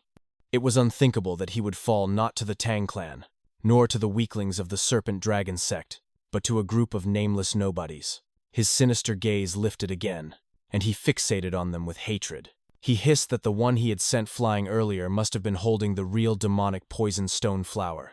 If so, then he would tear open that person's stomach and drink the contents to seize the power for himself. His body trembled with violent energy as he began to advance slowly. His pace quickened into a sudden leap as he hurled himself forward. His target was Namwook, and he struck without hesitation. Mo Byung tried to intercept, her sword flashing again, but the blood lion shifted his position using his deadly technique, the shifting step. In an instant, he vanished from her path and reappeared in front of Jung-wook. Jung-wook had no time to react before the blood lion's fist slammed into his face, sending him crashing through the air. With Jung-wook down, the blood lion turned his bloodthirsty focus toward Mo Byung and charged at her. Fear consumed her as her body froze. Her thoughts screamed in despair that she could not dodge in time. Just as his hand reached for her, a flash of steel tore through the air. Hwarin appeared out of nowhere, his blade moving faster than the eye could follow. In a single decisive strike, he cut clean through the blood lion's left arm. Earlier, after the flying demonic blood lion struck him down, Hwarin lay slumped against a tree that had splintered from the impact of his body. He coughed blood heavily, his breath ragged, his limbs refusing to move. His mind reeled at the thought that the blood lion had gone so far as to expend his very life essence as true chi just to pursue him. He cursed inwardly, desperate to move, but found that his broken and battered body would not obey. His left leg was dislocated, and every groan he forced out was filled with pain. He admitted to himself that no one in all of Jianghu understood the price of such power better than he did. Staring up at the sky with blood running from the corner of his mouth, He muttered bitterly to himself. He said that he had acted as if he understood everything, only to find himself broken and helpless in this moment. As his head tilted back, he noticed warm liquid dripping from his forehead. His eyes widened when he realized it was blood. Suddenly, a chilling voice echoed in his ears, commanding him to hand over his body. The voice repeated again and again, urging him to surrender. A red aura began to circle his battered frame, swirling like a sinister mist. Hwarin's thoughts raced. He had long been vaguely aware that deep inside his body resided a foreign energy. It was the same power he had glimpsed in that mysterious old man before his regression. He had drawn upon it once during his battle with Instructor Mo. Now, he realized, he could use it again. If he did, it might be enough to defeat the flying demonic bloodlion. The chilling voice continued to echo, demanding his body. Hwarin clenched his teeth. He could feel the force trying to take control of him, dragging his mind toward unconsciousness. If he gave in, if he closed his eyes even for a moment, he feared this power would completely overtake him. But at the brink of surrender, he forced his eyes wide open and shouted inwardly at himself. He asked if he was really going to rely on this power once again. He commanded himself to get a grip. He refused to become dependent on an unknown force. Since when, he asked himself, had Yong Hwarin relied so much on something he could not trust? The phantom voice pressed harder, demanding his body, but he roared back, shouting for it to shut up. Struggling to his feet, he declared that this body was his own, and he alone was its master. The voice was nothing but a phantom from the past. He vowed that he would protect those dear to him by his own strength. With that, his aura flared. In an instant, he leapt forward, bursting back onto the battlefield, and his blade slashed with precise fury. In one decisive stroke, he severed the left arm of the flying demonic bloodlion. The bloodlion screamed in pain, staggering backward and staring at the severed limb. His voice rose in rage as he cursed the boy. Then his gaze locked on the red aura radiating from Hwarin. His eyes widened in horror, and he stammered as he recognized the energy. Trembling, he shouted the name of the demonic master. Stunned, he demanded to know how this youth could possibly wield such a force. Before his body convulsed, and he vomited blood. Nearby, Mo Byung's eyes widened as she observed. She thought to herself that the energy was the same as before, the same power Hwarin had once revealed.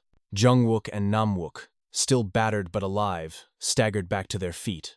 Jungwook grinned through his exhaustion and shouted that the young clan leader had arrived at the perfect time. The group regrouped quickly, their swords drawn once again as they faced the weakened bloodlion. Mo Byung assessed the situation aloud. She pointed out that the bloodlion was poisoned and that quite some time had passed since he had burned away his life essence. His body would soon collapse. Hwarin's expression hardened. He spoke clearly and firmly, giving his first order as heir to the clan. He commanded them to survive. The group responded in unison, promising their obedience. The bloodlion's gaze locked on Hwarin. For a long moment, he studied him silently, before tilting his head back and speaking with an unsettling calm. He admitted that he had encountered countless mysteries in the world of Jianghu, but this situation was something even he could not comprehend. Then, with grim resolve, he announced that from this moment onward, he would forfeit his survival. The bloodlion raised his hands toward them, gathering a crushing wave of energy as though preparing one final attack. His voice thundered with scorn. He told Hwarin that he did not know how the boy had reclaimed such power, but he ordered him to squirm as hard as he could, for it would not save him. Hwarin and his companions braced themselves, and at the same time, with blades raised and spirits burning, they all leapt forward into the clash. Later, the Serpent Dragon sect finally arrived at the battlefield. Gochok's furious voice rang out as he cursed. He muttered bitterly to himself that he had not expected the bloodlion to go so far as to expend his life essence. As he advanced across the ruined ground, his eyes widened at the lingering aura still saturating the battlefield. His expression hardened. He recognized it instantly, and whispered in disbelief. It was the bloodlion arts. One of his soldiers called out to him, reporting that they had found the body. Gochok approached, his steps heavy, and looked down on the corpse of the flying demonic bloodlion. Another soldier, pale with fear, informed him quietly that the man was dead. Gochok demanded to know about the flower. The soldier hesitated before answering, his voice trembling. Gochok's fury erupted, and he warned that if the soldier told him it was missing, he would cut off his head where he stood. The soldier finally stammered out the truth. The flower was not there. Enraged, Gochok swung his sword, nearly cutting the man down, but stopped himself at the last moment. His eyes darted over the battlefield, sharp and calculating, and his thoughts seethed. He wondered who it was, who had dared interfere, which fool had fought against the flying demonic blood lion and stolen the demonic poison stone flower. Hwarin and the group fled the battlefield on horseback.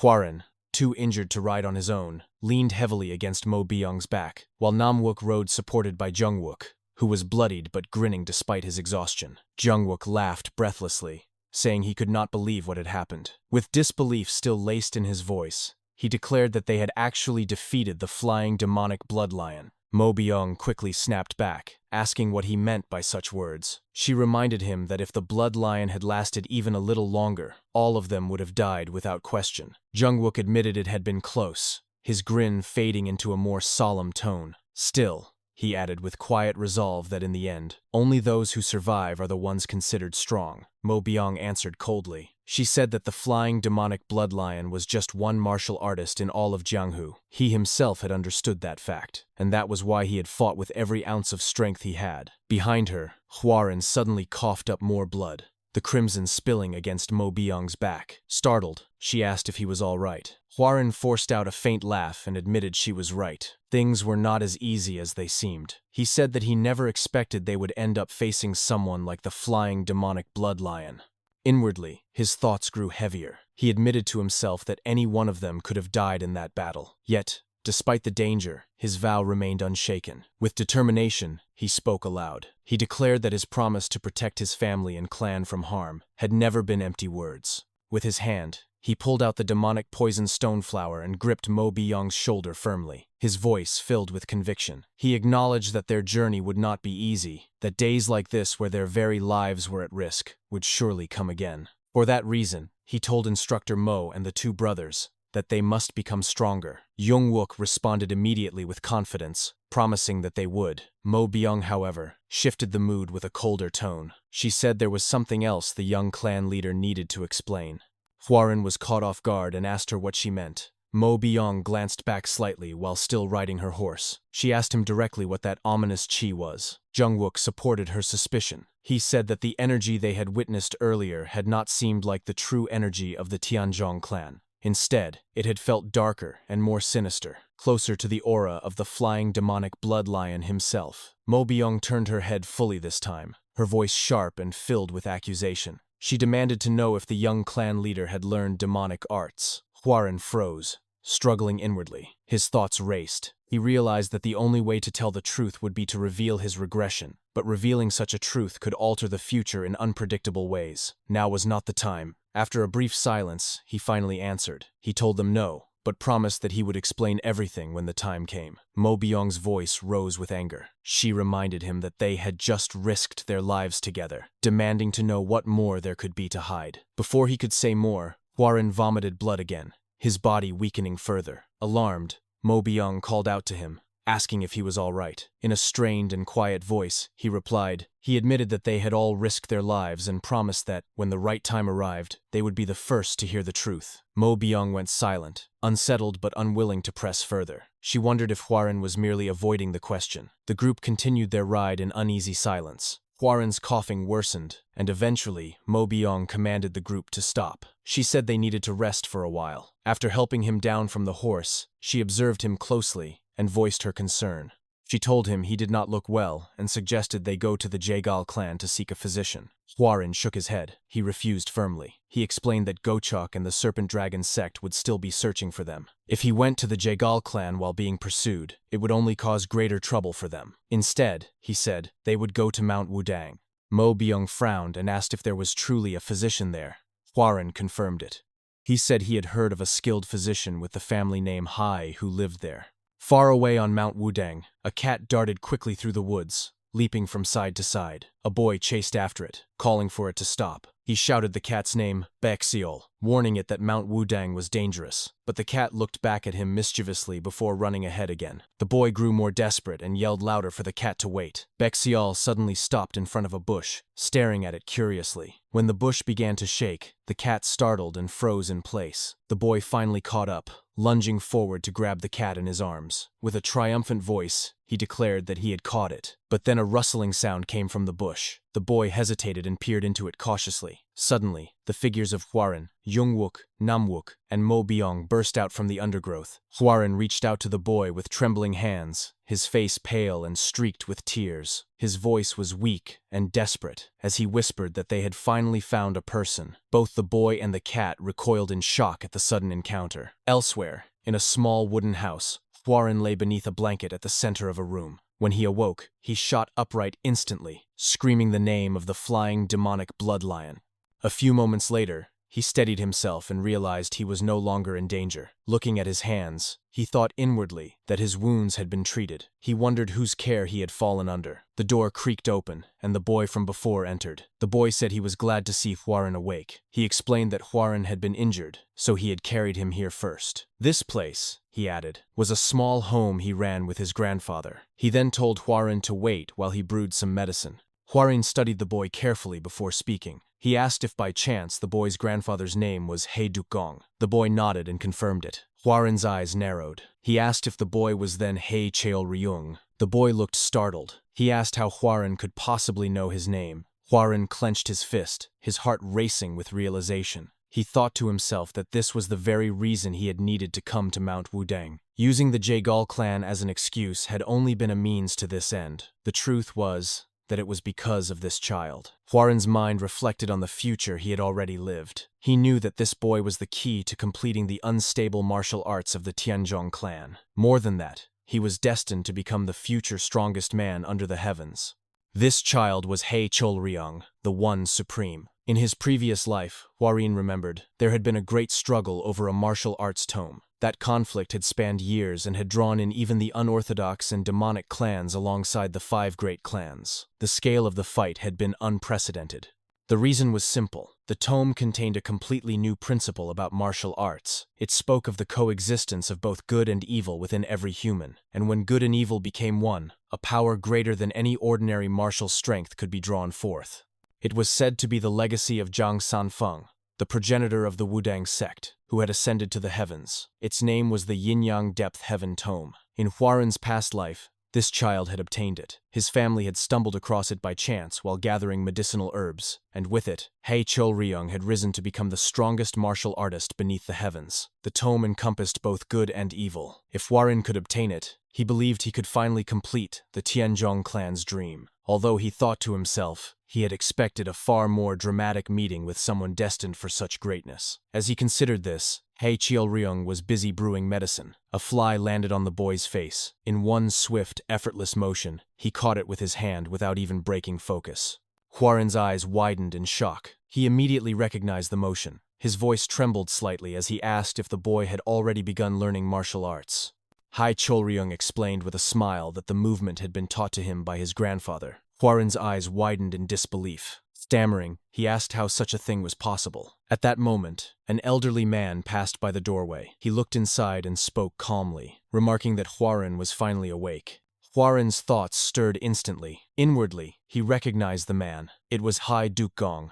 Later, Hwarin stepped outside the small clinic with the elder. Outside, he saw his companions waiting. Jungwook lifted his broken hand and waved at him with a bright grin, calling out to the young clan heir. All 4 of them, Hwarin, Mo Byong, Jungwook, and Namwook, bowed respectfully toward He Dukgong. With formal courtesy, Hwarin introduced himself as Yong Hwarin of the Henan Tianzhong clan. He offered his gratitude for being treated. He Dukgong shook his head and replied that there was no need to thank him. Treating injuries was his duty. However, he repeated the clan name with curiosity. He asked what had brought the Tianzhong clan's young heir all the way here. The group exchanged uneasy silence, no one speaking at first. Then Hwarin forced a bright smile and answered. He said he had come to find ginseng. He Dukgong studied him carefully. He admitted that he did have medicinal herbs, but explained that wild ginseng was not something so easily obtained. Narrowing his eyes, he asked Hwarin what he needed it for. Hwarin turned his gaze aside for a moment before grinning faintly. Then, with sudden emotion, he pressed his hand to his chest and began to weep. In a trembling voice, he explained that his mother was gravely ill. He said his parents had always cared for him when he was young, despite his poor health, and because of their efforts, he had finally been able to leave the clan and experience the world. But then, he continued, he received word that his mother had fallen victim to a deadly illness. Rumors claimed that ginseng could cure her. In desperation, he had climbed Mount Wudang, only to stumble and fall along the way. Mo Byung observed him with confusion. Her thoughts whispered that his story did not make sense. She remembered clearly that his mother had been perfectly healthy when she bid them farewell. She wondered why the young clan leader would fabricate such a lie, and what would happen if Hei Dukgong discovered the truth. Yet, to her astonishment, the elder's eyes welled up with tears as he listened. Mo Byung realized with surprise that the lie had worked. Crying heavily, Hei Dukgong declared that Hwarin was a true son. Deeply moved by his devotion to his parents, overcome by emotion, he rushed back inside the clinic to gather his equipment. He shouted that they would go search for wild ginseng immediately. Hwarin smirked slightly at the sight, while the rest of the group behind him stood in shock. Later that day, after hours of fruitless searching, Mo Byung was drenched in sweat and gasping for air. She thought to herself that she had believed Hwarin was lying about searching for ginseng, but now, seeing the determination in his eyes, she wondered if perhaps he truly meant it. Hwarin was crawling desperately among the rocks and bushes, searching with sharp intensity. When he spotted Mo Byung standing idly, he snapped at her to join him. He told her not to simply stand around, but to start searching as well. He caught himself almost speaking the truth, but corrected himself mid-sentence, saying he needed the ginseng for his mother. Mo Byung jumped in surprise at his tone and agreed awkwardly. As the sun began to set, Hei Dukgong sighed and announced that they would have to descend the mountain for the day. The group returned to the clinic exhausted. Hwarin wiped the sweat from his chin and admitted to himself that he had known it would not be easy. He said aloud that it was unfortunate, realizing inwardly that even knowing the future did not guarantee success. Hei Dukgong looked at him with sympathy. He promised that if he found ginseng, he would send it to Hwarin's clan. He asked if he should send it directly to the Tianzhong clan residence. Hwarin gave a small bow of thanks and said that would be appreciated. He then looked out at the mountain for a moment before turning back to the elder. With a respectful tone, he apologized but asked if it would be possible to stay for a few more days so he could continue searching on his own. The next morning, Hwarin sat cross-legged inside his room, a red aura swirling faintly around him as he meditated. His thoughts turned inward. He resolved to search the places Hei Dukgong usually visited, convinced that if he explored those areas, he would eventually find traces connected to the tome. Without this lead, he might have spent years searching aimlessly. When he finished meditating, he rose and stepped outside. He bowed politely to Hei Dukgong, who was seated outside, and greeted him with a calm, "Good morning." They spoke quietly together at the doorway. Hei Dukgong asked if Hwarin planned to hike with him again that day. Hwarin replied that he intended to search by himself this time. The elder gave a nod and told him to feel free. The morning air was bright and fresh, and a cool breeze drifted past them. Hwarin glanced around and asked where Ryung had gone. Hei Dukgong began to answer, but just then, the boy came running toward them. He was panting heavily, holding Baexiol the cat tightly in his arms. Both Dukgong and Hwarin stood quickly, alarmed by his haste. Dukgong asked if he had run into a tiger. Ryung shook his head and explained, between gasps, that he had gone hunting with Baexiol in the morning, but some people had tried to capture the cat, so he had run away. Dukgong's expression hardened. He repeated Ryung's words, realizing aloud that some martial artists on Mount Wudang had recognized the cat as a mystic animal and attempted to seize it. He turned his gaze toward Hwarin with concern. At that moment, the group of martial artists arrived at the clinic, their voices raised. One of them shouted loudly that they had found it. A young girl stepped forward, speaking with authority. She called Ryung fast for a mere boy and asked if he was the owner of the cat. Without hesitation, she demanded he sell it to her.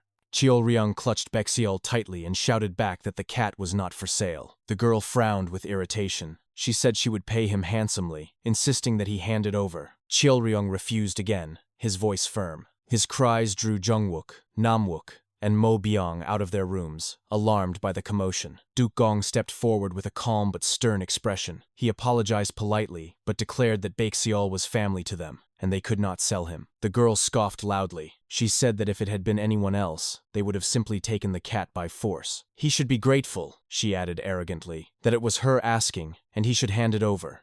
Hwarin observed her carefully, his thoughts sharp. He noted to himself how arrogant she was, and yet she reminded him of someone familiar. In truth, she seemed similar to his younger self. He stepped forward and addressed her firmly. He told her that it was not right to demand that someone sell what they had already declared was not for sale. Immediately, one of the girl's guards drew his sword and barked at Hwarin to back off. He demanded to know if Hwarin realized who he was speaking to. Hwarin held his ground and asked in return just who they thought they were to make such a threat. The guard straightened his back and declared that they were from the Jaegal clan. He announced that the girl was none other than the youngest daughter of the clan head.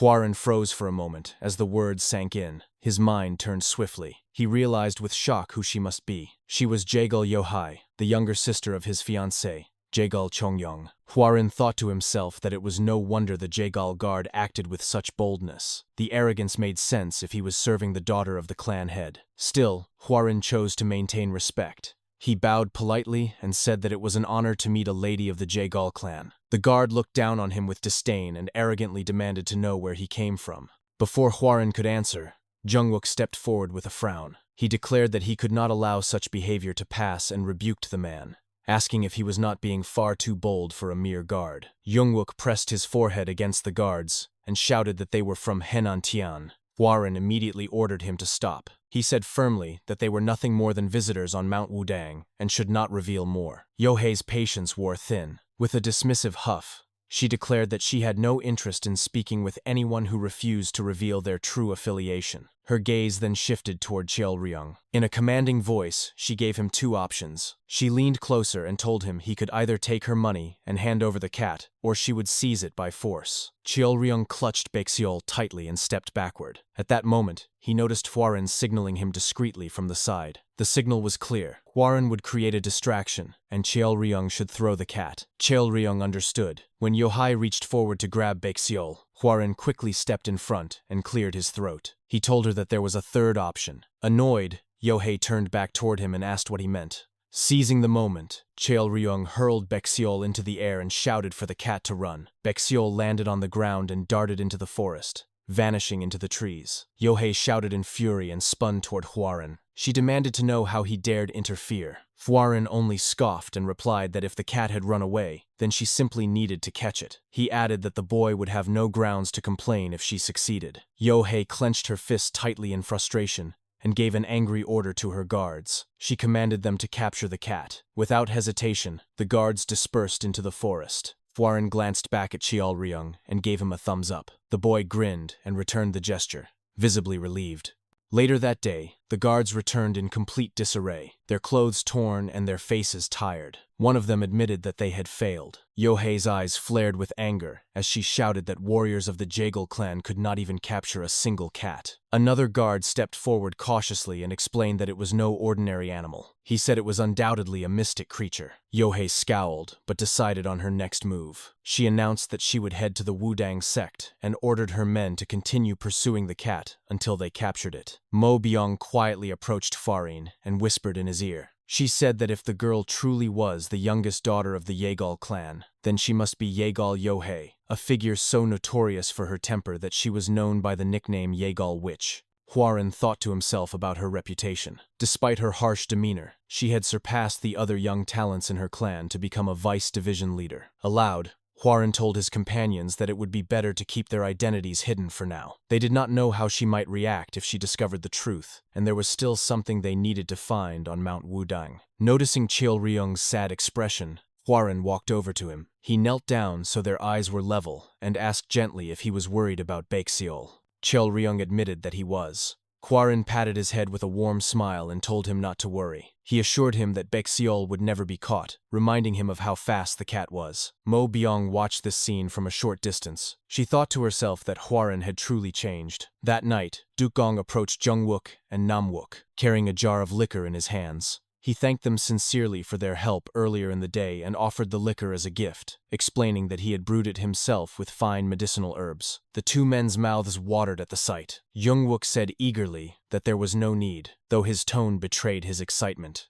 Dukgong began to say modestly that it was nothing, and asked them not to refuse. Before he could finish speaking, Both Yongwook and Namwook snatched the liquor eagerly from his hands. The elder blinked in surprise. Yongwook lifted the jar with delight, repeating that there really had been no need, even as he downed the liquor without hesitation. Mo Byung observed from the corner, then turned silently and walked away. Dukong watched the two finish the drink almost immediately. He stammered that they should wait while he fetched more. Meanwhile, under the moonlight outside, Mo Byung wandered the grounds. Her eyes widened when she spotted Hwarin and Cheolryong facing each other, each holding a wooden stick. She thought to herself that they must be sparring. She noted Cheolryong's stance and realized the child had clearly learned martial arts. Cheolryong leapt forward and swung his stick toward Hwarin. With effortless movement, Hwarin deflected the strike, sending the stick flying from the boy's hands. From her vantage point, Mo Byung was shocked. She thought about what she had just witnessed. Though Cheolryong was still so young,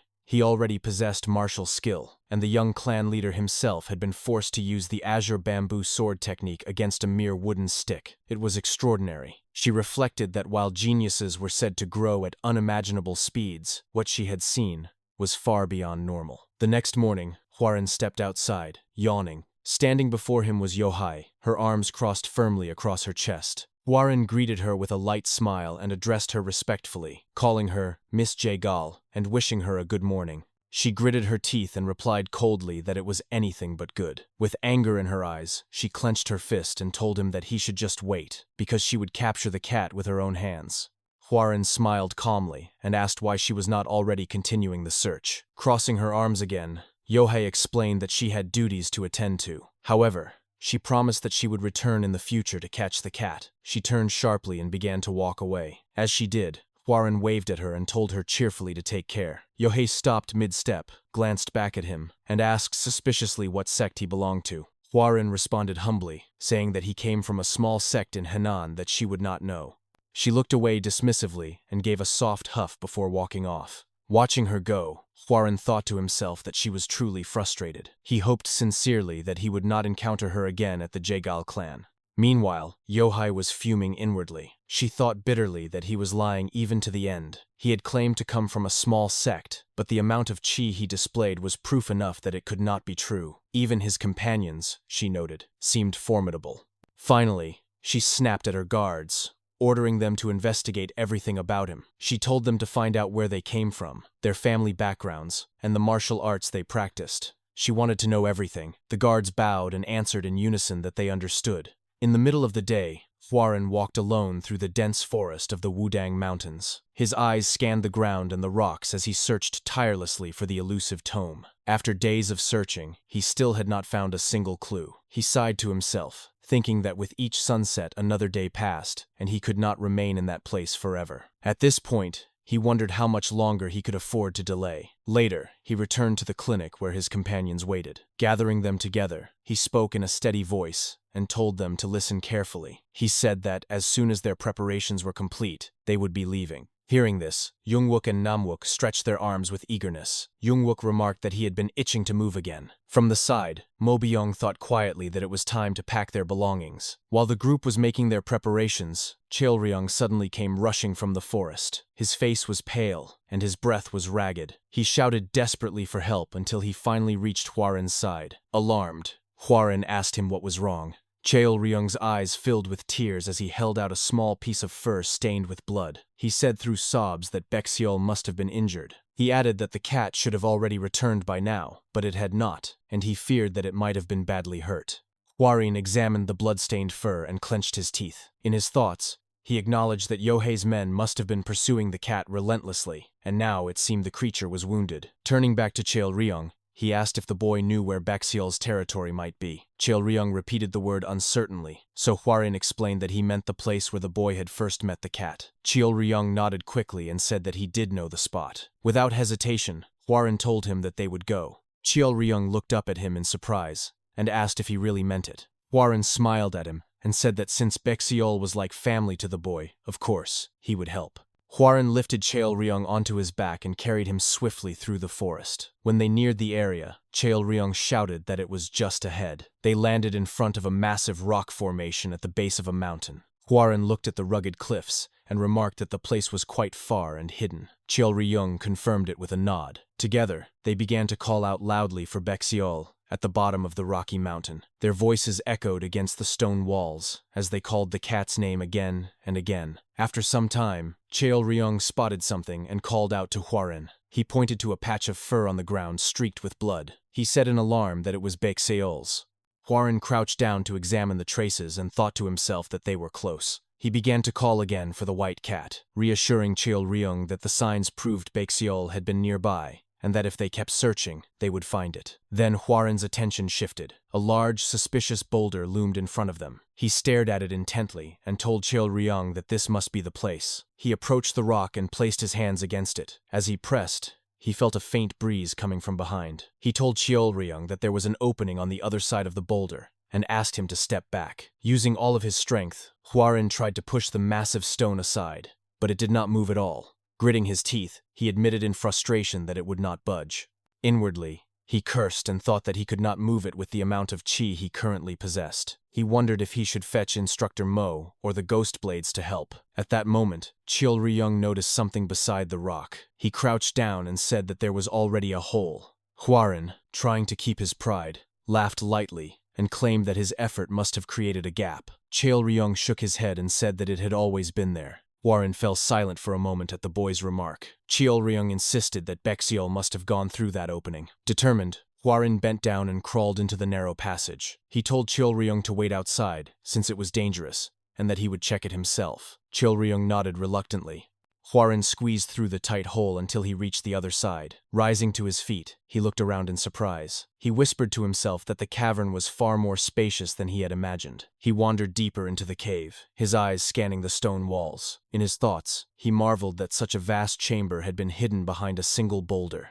Suddenly, a light shone upon him. He raised his head in alarm and saw a figure standing in the glow. His eyes widened when he recognized the symbol carved behind the man. It was the yin and yang emblem. His breath caught as realization struck him. The figure before him was none other than Sage Zhang Sanfeng. Excitement surged within him as he realized he had finally discovered the hidden resting place of the Taiji depth, Heaven Tome. Nearby, his eyes fell on a familiar form. He cried out when he saw Baekseol lying there, the cat's white fur streaked with blood. Outside the cave, Cheol-ryong waited anxiously. He paced near the small opening, his ears straining for any sound. At last, he heard movement from within. He called out nervously, asking if it was Baekseol. A moment later, Hwarin emerged from the narrow hole. Cheol-ryong's eyes widened in shock before they filled with tears. Hwarin looked at him and said gently that he had found Baekseol. Cheol-ryong rushed forward, crying out the cat's name in relief. Cheol-ryong sat on the ground with Baekseol in his arms, tears streaming down his cheeks. He whispered brokenly that she was so weak. His cries echoed softly in the clearing as he clutched the injured cat against his chest. From a short distance away, Hwarin stood watching in silence. His gaze lingered on the boy for a moment before he slowly turned away. In his hand, he gripped the tome he had been searching for all along. Earlier, within the cave, Hwarin had approached Baekseol carefully. He crouched beside the cat and scolded gently, asking if she knew how worried Cheol-ryong had been. With relief, he realized that the wound was not deep and could be treated. He studied her closely, wondering if perhaps she was one of the mythical creatures raised by Jang Sambong. He lifted the weak animal into his arms, murmuring that they should return quickly. Baekseol needed treatment, and he himself had to go back as well. At that moment,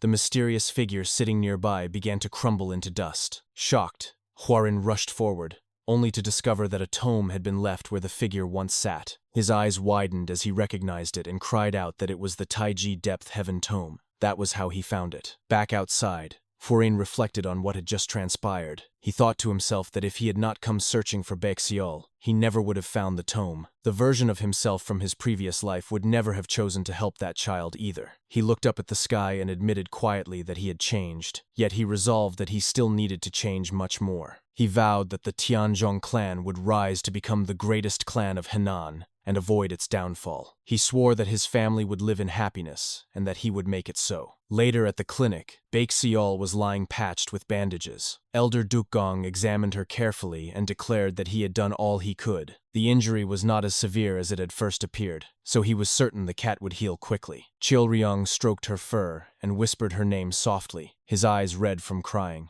Hwarin stepped outside and found the rest of his group waiting for him. Mo Byong's face was set in anger, and she demanded to know if he realized how long they had been waiting. She scolded him, saying that at the very least, he should notify them before rushing off to do something on his own. Clearing his throat, Warren apologized. He admitted nervously that he had been in a rush after hearing that the cat was injured. Turning away, he added that they had found the cat and, more importantly, obtained what he had been searching for. He told them it was time to leave. Mo Byung replied that they were ready to depart, but asked curiously what he meant by obtaining something. She wondered if he had found the ginseng they had been searching for. Warren shook his head and answered with a smirk that he had discovered something far better. Mo Byung asked skeptically what could possibly be better than ginseng. Warren looked back at her and said with quiet confidence that what he had found was a future. Then he walked away, leaving the others confused. Before they departed, Warren approached Elder Dugong and Cheolryung once more. He bowed slightly and thanked the elder for everything he had done for them until now. Cheolryung looked at him with a sad face and asked if he was really leaving. Warren reached into his pocket and pulled out a jade plaque. Handing it to the boy, he explained that if Cheolryung ever needed help or found himself in trouble, he should bring it to the Tianzhong clan in Henan. He assured him that a day would come when he would need it, so he must not lose it. Cheolryung accepted it eagerly and promised to keep it safe. Warren turned away and told them he would see them again. But before he could leave, Elder Dugong suddenly called out. His eyes were cold as he demanded to know why Warren was being so kind to them. He reminded him that they were nothing more than country folk who gathered herbs and treated the sick. He asked bitterly why someone like Warren would bother to help people he did not even know. Warren faltered, caught off guard by the question. For a moment, he could not answer. In his thoughts, he admitted that at first it had been because of the scripture hidden in the secret technique. But after recalling the time he had spent with them at the clinic, he finally answered aloud. He said that it was because Cheolryung reminded him of himself. Dukgong was visibly shaken by the reply and fell silent, unable to find words. Cheolryung waved his hands high in the air and shouted for Warren to visit them again.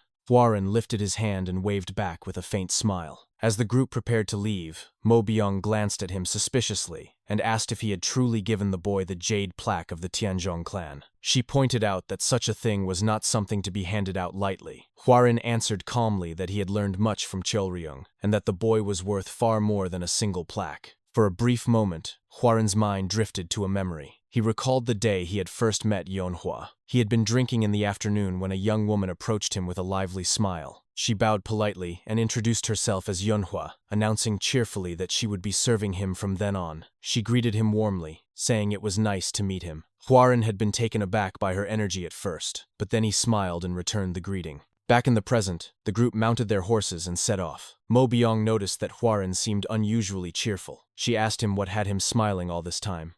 Warren laughed lightly and asked if he truly looked that way. Jungwook then asked if they were heading to the Jaegal clan next. Warren shook his head and replied that they would return home instead. Mo Byung exclaimed in surprise, saying she thought they were supposed to be meeting his fiancé. She protested that they were practically at the doorstep of the Jaegal clan, so turning back made no sense. Warren explained that he felt it was too early to visit them and to see his fiancé. Jungwook countered that it might be a good idea to show the clan that he was healthy now. But Warren remained firm, repeating that they were going back home. Suddenly, all of them stiffened as the metallic scent of blood filled the air. Their expressions hardened at once. In unison, they muttered that it was the smell of blood. Mo Byung pointed quickly in one direction and said it was coming from that way. They spurred their horses forward and soon arrived at a horrific scene. Bodies lay scattered across the ground. Warren's face darkened, and he cursed the martial artists who had committed such slaughter. Inwardly, he asked how they could kill so easily, as if it meant nothing. Jungwook looked to him anxiously and asked what they should do. Warren's eyes narrowed, and his voice turned cold. He said there was no need to get involved in another person's fight, and he urged them to move on. He rode ahead on his horse, though the others hesitated behind him. Mo Byung called out after him, addressing him as young master. Warren pulled his reins and lowered his voice. He admitted quietly that, in truth, he could not just ignore the scene. When Mo Byung asked what he meant, his expression turned icy. He declared that the corpses on the ground belonged to the guard martial artists of the Jaegal clan. As the group continued moving forward, Mo Byung suddenly cried out that there was a battle happening nearby. Warren immediately raised his hand and ordered everyone to leave their horses behind. They dismounted at once and began advancing deeper on foot. The Ghostblades stretched their arms and rolled their shoulders, preparing themselves for combat. Jungwook clenched his fists with determination and remarked that this would be their second battle after the one against the flying demonic lion. He shouted that it was time to fight. Namwook muttered softly, almost to himself, that another battle awaited them. Warren, however, lifted his sword in front of him, and stopped them. He instructed that they should observe the situation first before rushing in. Jungwook hesitated but eventually nodded, agreeing reluctantly. From the shadows, they watched the fight unfold. Hwarin's eyes sharpened when he recognized familiar faces. In his thoughts, he exclaimed that he had spotted Jaegal Yohai and, beside her, the first son of the Jaegal patriarch, Jaegal Byuk. He realized with surprise that he had not seen them during the events at Wudang Mountain. In the distance, a masked man raised his hand. A sudden blast of energy flew toward Yohei and Byuk. An elderly man stepped forward to protect them, taking the attack directly to his body. Blood poured from his mouth and seeped through his robes. Yohai screamed for her Uncle O. Her expression grew desperate, drenched in sweat as she struggled to catch her breath. Watching the scene unfold, Hwarin turned to Mo Byung and asked if she recognized the men in white. She shook her head and admitted she did not. Hwarin's thoughts raced. If their identities were unknown, then this group was still operating in secrecy. He noted the horned green snake masks and white clothing. His memory sharpened, and he realized with certainty that they were the Green Blood Viper Squad. He recalled the history that would later unfold, after a man named Duke Sang obtained a pill of life from the mythical creature known as the Green Blood Viper. He ascended into the divine realm. With his newfound power, he founded a group of assassins, using the Green Blood Viper as their symbol. They would later become infamous for their cruelty, as well as their flawless execution. Yet Hwarin wondered in confusion why they were attacking the Jaegal clan now. He cursed silently, thinking that if he had more information on them at this point in time, he might be able to come up with a proper solution. He focused intently on the battle, his expression sharpening. For a moment, he remained perfectly still. Then, suddenly, he rose to his feet. He walked forward slowly, each step deliberate, while his hand drew his sword from its sheath. Inwardly, he scolded himself. He called his own actions foolish. He reminded himself that he already possessed the Taiji Depth Heaven Tome as well as the demonic Poison Stone Flower. He had sworn to return home, refine his household's martial arts, and change the future. He had promised himself that, and yet, despite everything, his feet were carrying him forward. He questioned why, despite all his resolutions, he was advancing into danger now. A masked man lunged toward Jaegal Byuk and Yohei. Just as the attack was about to land, the man's head flew from his shoulders. Hwarin appeared before them in an instant, sword drawn and blood dripping from its edge. Both Jaegal Byuk and the leader of the Green Blood Viper Squad froze for a brief moment in shock. Yohai's eyes widened, and she shouted in recognition, asking if it was truly him. Hwarin turned back to face them and introduced himself clearly as Yong Hwarin of the Tianzhong clan. The leader of the Green Viper Squad snarled and ordered his men to kill him. One of the masked assassins leapt forward, but Mo Byung, Jungwook, and Namwook rushed in to defend Hwarin, blocking the strike. After the clash, Jaegal Byuk looked at Hwarin with disbelief. He asked if it was really him, saying he had thought Hwarin was too unwell to even move around. He admitted it had been a long time since they last met. Hwarin cut him off firmly, saying it was not the time for conversation. Byuk kept his thoughts to himself, astonished by how much Hwarin had changed in only a year. The leader of the Green Viper Squad tilted his head curiously and demanded to know who Hwarin really was. Hwarin simply pointed his sword and replied that they were just travelers who happened to pass by. The masked leader scoffed and said it did not matter, since all of them would die here anyway. Hwarin thought quickly. He knew they could not win in a direct clash. The enemy did not have overwhelming numbers, but the Jaegals were already too exhausted to fight. He told himself that his priority was to make sure everyone got out alive. To do that, he needed a strategy.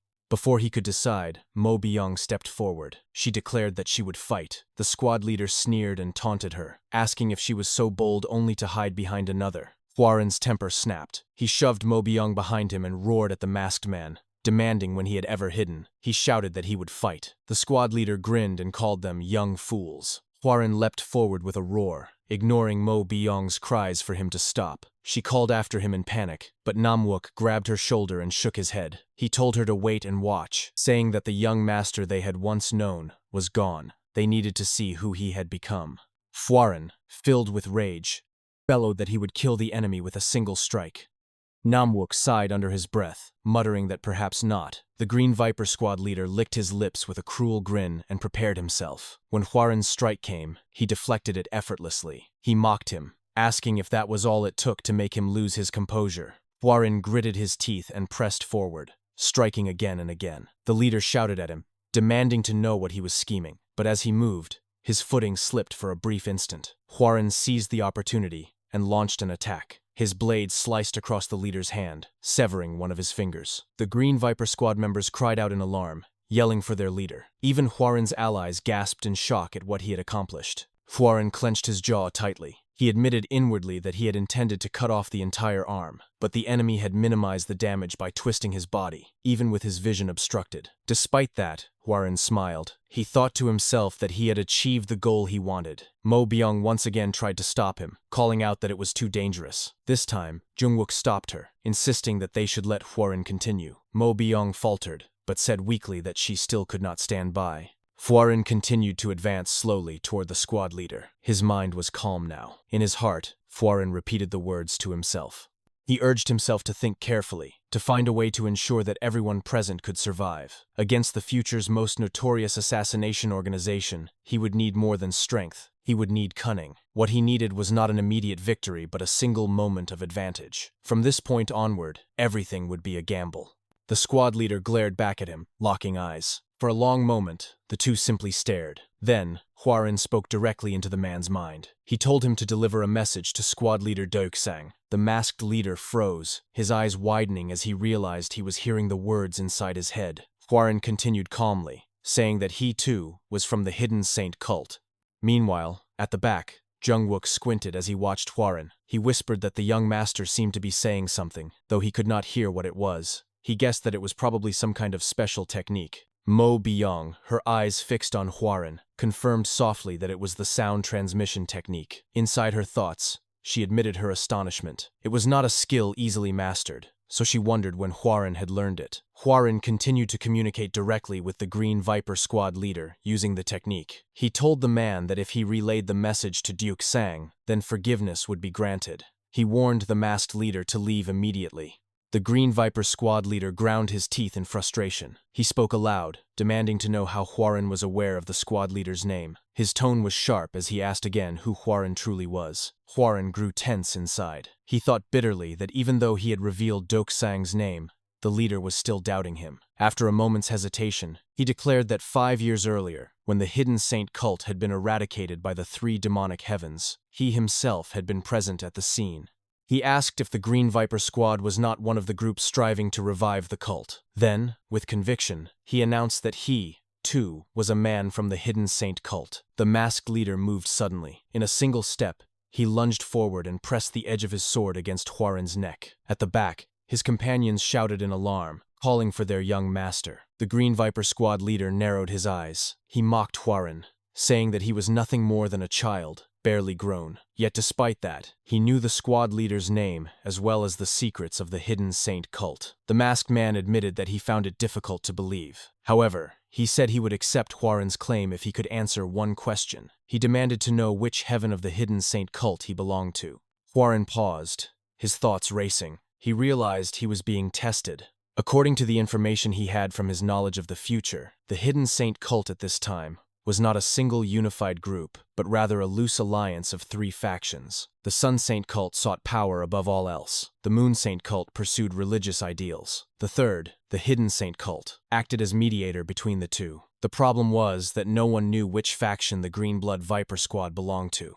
Huaren reasoned through it carefully. He doubted that the Hidden Saint cult, or the Moon Saint cult, would establish an assassination organization, though it was possible. However, it made perfect sense for the Sun Saint cult to do such a thing. He admitted inwardly that this was a gamble, but he had always chosen the most likely bet. He decided to risk everything on this choice. After a tense silence, Huaren smiled faintly and declared that he was from the Sun Saint cult. The two men stared at each other for a long moment. Then, at last, the Green Viper squad leader withdrew his blade and announced that they were retreating. In an instant, the entire squad vanished into the shadows. As the danger passed, Huaren's body betrayed him. Blood trickled from his nose and mouth, and he cursed under his breath. He realized the internal injury from the earlier strike was worse than he thought. His vision blurred, and as Mo Byung rushed toward him, he began to lose consciousness. Later that day, Huaren's eyes fluttered open. He sat up slowly, looking around at the busy scene of people tending to their tasks. Beside him stood Jaegal Yohai. When he noticed her, he called her name softly. Without a word, Yohai threw something at him. Startled, He caught it and looked down at the object in his hand. Yohai explained curtly that it was her clan's healing medicine. It would help with his internal injuries. Hwarin frowned and told her that he had not helped her, expecting anything in return. Yohai turned sharply and shouted at him, asking if he would only accept it if she begged. She ordered him to just take it. Without waiting for his response, she walked away. From a distance, her voice dropped to a softer tone as she muttered a quiet thank you. Hwarin smiled faintly as he heard it. Inwardly, he admitted that he had not known Yohei had such a cute side to her. At that moment, Mo Byung appeared behind him, peering curiously at the medicine. She remarked that it was a rare remedy reserved only for the direct lineage of the Jaegal clan. She confessed that she had not expected Yohei to give it to him. Hwarin sighed and complained that she should make her presence more obvious, as she had startled him. Mo Byung ignored the protest and scolded him sharply. She said she had been terrified when he charged at the assassin, believing he had lost his mind. Hwarin replied simply that he had only been trying to save everyone. Mo Byung sank down beside him and leaned lightly against his back. Her hand rested on his shoulder as her voice softened. She asked why he had changed so much. She reminded him that only a few months ago, he had resented the world and himself, living each day as if it were hell. That was the Hwarin she had known, but today, he had risked his life to protect them all. She said she was impressed and proud of him, but also deeply curious. She wanted to know what was pushing him to act this way. Hwarin hesitated. He answered quietly, his words faltering as he began to recall his past life. After a long pause, he finally spoke. He said that he was doing his best only so that he would not regret things in the future. The following day, Hwarin's group departed together with the Jaegal clan, moving steadily along the road. As they rode on horseback, Jaegal Byuk turned to Hwarin with a grateful expression. He said that he was thankful for Hwarin's decision to accompany them back to their clan. Byuk admitted openly that their family lacked people capable of fighting. If the assassins had chosen to strike again, their clan would have been in serious trouble. Hwarin responded calmly that it was no problem, since he had been planning to head to the Jaegal clan regardless. Byuk nodded, then mentioned lightly that Hwarin must be coming to meet Yong. Before Hwarin could reply, a window of the carriage opened and Yohai leaned out, her voice sharp with curiosity. She asked what exactly Hwarin liked so much about Yong. Was it her strength, or was it simply her beauty? Her mocking gaze lingered on him as she waited for an answer. Hwarin remained silent, refusing to take her bait, and instead redirected the conversation by asking Byuk a question. He inquired why the assassins had targeted the Jaegal clan in the first place. At once, both Byuk and Yohaya froze. Their expressions turned uneasy as they exchanged nervous glances. Hwarin pressed the point further. He remarked that the Jaegal clan was without a doubt one of the most powerful families, and this region could be considered their very front yard. He questioned what reason the assassins could possibly have to travel so far just to attack here. Yohei faltered before offering a weak response. She stammered that it must have been nothing more than a coincidence. But Byuk shook his head firmly, contradicting her. He said that it was not a coincidence, and that Hwarin had risked his own life to save theirs. Because of that, Byuk believed Hwarin deserved to know the truth. He admitted that he was uncertain about the exact reason, but it seemed the assassins had been attempting to kidnap Yohei.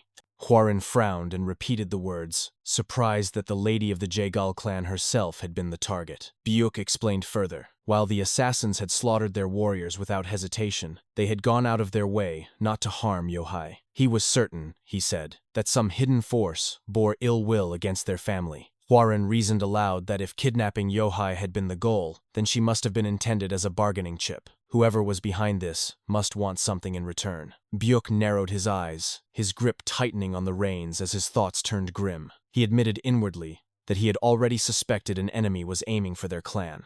But this incident crossed the line. He wondered if the attacks from martial artists were linked to sensitive information being leaked. After some time, the group finally reached the territory of the Jaegal clan. As the gates came into view, Hwarin's heart stirred. Inwardly, he thought about the reunion awaiting him. It had been an extremely long time, and now, he was about to see Yong again, his dear Yong. Memories from his previous life surfaced. Back then, their marriage had been arranged before either of them had even been born, but their lives had grown apart. He had been frail and sickly, while she had pursued martial arts with unwavering focus. She had drifted further and further away from him, until at last they had been nothing but distant figures bound by obligation. His thoughts were interrupted when Jaegal Byuk addressed him, calling out to the Yong clan heir, and asking him to come greet the clan head. Hwarin nodded and turned to his companions. He instructed them to rest while he went ahead. Inside the grand estate of the Jaegal clan, Huaran bowed respectfully. He began to introduce himself formally, stating that he was Yong Huaran of the Tianzhong clan. Before he could finish, the clan head suddenly leapt from his seat, clasped Huaran's shoulders firmly. The man burst into booming laughter. His voice filled the chamber as he declared how unbelievable it was to see Huaran looking so healthy. He said it was the complete opposite of the last time they had met. This man was none other than the Jagal clan head, known as the heaven-ruling sword, Jagal Cheok. Huaran greeted him respectfully, remarking that it had indeed been a long time. Cheok nodded and asked if the Tianzhong clan leader was well. Huaran answered that his father was in good health and had sent his regards. As they spoke, Cheok's sharp gaze studied Huaran's body. He chuckled and noted that Huaran's physique was strong, evidence that he had been training in martial arts. He said that Yong would surely be pleased. Huaran cleared his throat awkwardly and claimed that he was unworthy of such praise. Cheok waved the words aside. He remarked that he had already taken up too much of Huaran's time, and that it was wrong of him to delay when there was someone waiting eagerly for him. Huaran bowed again, acknowledging the point. Before Huaran could leave, Cheok added one more comment. He mentioned that another guest had arrived earlier. The guest was of similar age to Huaran, and Cheok suggested it might not be a bad idea for them to talk. Huaran replied that he would do so. Once Huaran had left the room, the atmosphere within shifted. Alone now with Byuk, Jagal Cheok's laughter faded. His tone turned serious as he commanded Byuk to speak. Meanwhile, outside, Huaran descended the estate's steps, his mind still focused on the meeting ahead. He thought to himself that he had now greeted the clan head, and the time had truly come to meet her. As he walked further, a commotion near the gates caught his attention. An attendant raised his voice angrily, insisting that the clan's members were absent. A guest retorted that he only wished to announce his name. When Huaran turned his head, his eyes narrowed in recognition. He identified the man instantly. The man noticed Huaran as well and scoffed. With a mocking smile, he addressed him. He remarked that the person before him was none other than the heir of the Tianzhong clan. Introducing himself as Jiao Guang of the Songchun clan, he extended his hand. Huaran did not accept immediately. He stared at the hand, his tongue clicking in irritation as he realized that this must be the guest Jagal Cheok had mentioned. At last, he spoke, acknowledging Jiaoguang's name. Jiaoguang smirked and asked if Huaran had come to see Lady Chongyong. He claimed that since he had arrived first, the meeting ought to be his. Finally, Huaran shook Jiaoguang's hand, but his grip was firm and unyielding. With a polite smile that did not reach his eyes, he replied that it was nice to meet him. He remarked that he had heard many things about the Songchun clan. Then, still gripping the man's hand, Huaran declared coldly that he had come to see the woman who had been promised to him as his fiancée before he was even born. He admitted he had not expected to find Jiaoguang here. Jiaoguang faltered under the intensity of the handshake, though he quickly covered it with a smirk. He said he had heard of Huaran's poor health in recent years. At that moment, Jagal Byuk arrived and noticed the tension. He asked both men if they were there to see Chongyong. He informed them that she was most likely in the courtyard. Both Huaran and Jiaoguang repeated the word at once. With determination, they rushed forward, each trying to outpace the other. Just as they approached, a sword came flying through the air, nearly striking Jiaoguang. Both men stopped abruptly. Huaran's eyes widened as he took in the sight before him. In the courtyard, Chongyong stood tall, her sword poised against the neck of her sparring partner. The defeated opponent raised his hands in surrender, his voice trembling as he admitted defeat. Chongyong withdrew her blade and sheathed it with an air of casual ease. Her tone was calm but edged with disappointment, as she muttered that the fight had been boring. Huaran's thoughts drifted back to the past, to the very first time he had laid eyes on Chongyong. She had returned triumphantly to their territory, and the air was filled with deafening cheers from the gathered crowd. People shouted her title with unrestrained excitement, their voices overlapping again and again. The snow blossom blade of the 12 martial blossoms has returned with the demonic human's head. One man among the crowd exclaimed in astonishment, asking aloud how the Jagal clan could possibly have produced such an outstanding martial artist. Another quickly agreed, replying that he had heard she was consumed by an obsession with martial arts. The name spread through the masses like wildfire until someone spoke it clearly. Jagal Chongyong. Among the spectators stood Huaran of the past, frail and weak, his body betraying his poor health. From the distance, he fixed his gaze upon her. And in that moment, Chongyong turned her head. Their eyes met for the briefest instant, before the memory dissolved and gave way to the present. Inwardly, Huaran reflected on her achievements. Because of her immense dedication to martial training, she had earned the title of Snow Blossom Blade. By the age of 40, she had risen to become one of the 3 strongest female martial artists. In swordsmanship, she had long surpassed him. The sound of a loud voice pulled him back to his thoughts as Zhou Guang rushed toward Chongyang, shouting her name. He called out with a forced familiarity, saying that it had been a while. Chongyang looked at him with a blank, unamused expression and asked curtly why he visited their clan so often. Zhou Guang laughed nervously, claiming he only wished to see her. Before he could continue, Chongyang cut him off sharply. She told him to stop, declaring that she already had a fiancé. Her gaze shifted past Zhou Guang, settling directly on Huaren. She called out his name, her tone holding both surprise and uncertainty. Stepping forward, she approached him carefully and asked if it was truly him. Huaren greeted her with composure, replying that it had been a long time. Chongyang studied him closely, her voice softening as she asked how he was even standing before her. She wanted to know if he was truly healthy again. Huaren explained that he had recently recovered and was now traveling across the land. He admitted that he had stopped by for the sole purpose of seeing her. Chongyang asked if he would be staying for several days, but Huaren paused, staring at her for a long moment before answering with a faint smile. He told her, no. He intended to leave early the next morning because his visit had only been to see her. He began to add something more, hesitated, and then turned away. Instead, he suggested they speak again the following day after her training, since there was something he needed to tell her. Chongyang's eyes lingered on him as he walked away, her expression unreadable. Behind them, Jiaoguang's face twisted with jealousy and anger. His fist clenched tightly, unable to hide the storm within him. That night, inside his quarters, Huaren sat quietly reading through books when a visitor arrived. Without lifting his eyes, he asked if Zhou Guang had come because he had something to say. Zhou Guang stepped inside and sat opposite him, wasting no time on pleasantries. He declared outright that he was in love with Chongyang. Huaren regarded him coolly, remarking that it was bold to confess such a thing. Zhou Guang pressed on, asking if Huaren truly intended to wed her. Huaren answered with a sharp tone that Zhou Guang lacked manners. Zhou Guang scoffed, then continued with growing irritation. He pointed out that Chongyang loved martial arts, and therefore sought strength in a partner. He then mocked Huaren, saying he was weaker than him. Zhou Guang claimed that he had already made a name for himself over the past few years and had been given the title of Azure Cloud Dragon Blade. He demanded to know what Huaren had accomplished, saying that he had only just barely recovered. Leaning forward, Zhou Guang sneered further. He accused Huaren of not even loving Chongyang in the first place. Huaren's gaze grew chilling as he shoved Zhou Guang's hand away. He told him that if he was finished speaking, then he should leave, as Huaren was quite busy.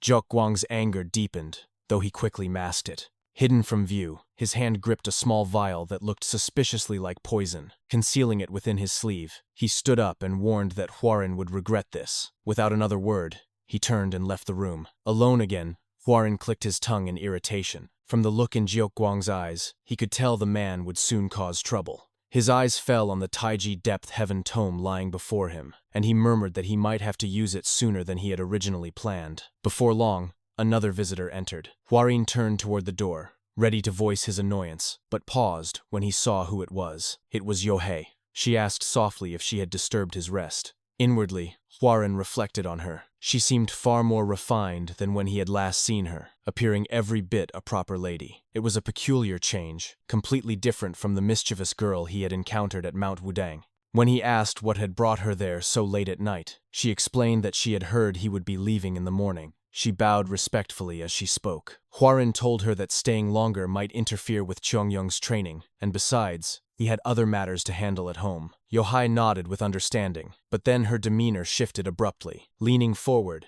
she teased him by asking if he was truly going to marry her sister. Huaren's annoyance grew, though he said nothing. Her gaze pressed him further, sharp and persistent, until he sighed inwardly. He wondered why so many people were so concerned about his marriage. He decided that it was time to make things clear. The next morning, Huaren and his group prepared to depart. Standing at the front to see them off were Jaegel Buke, Chongyang, and Yohei.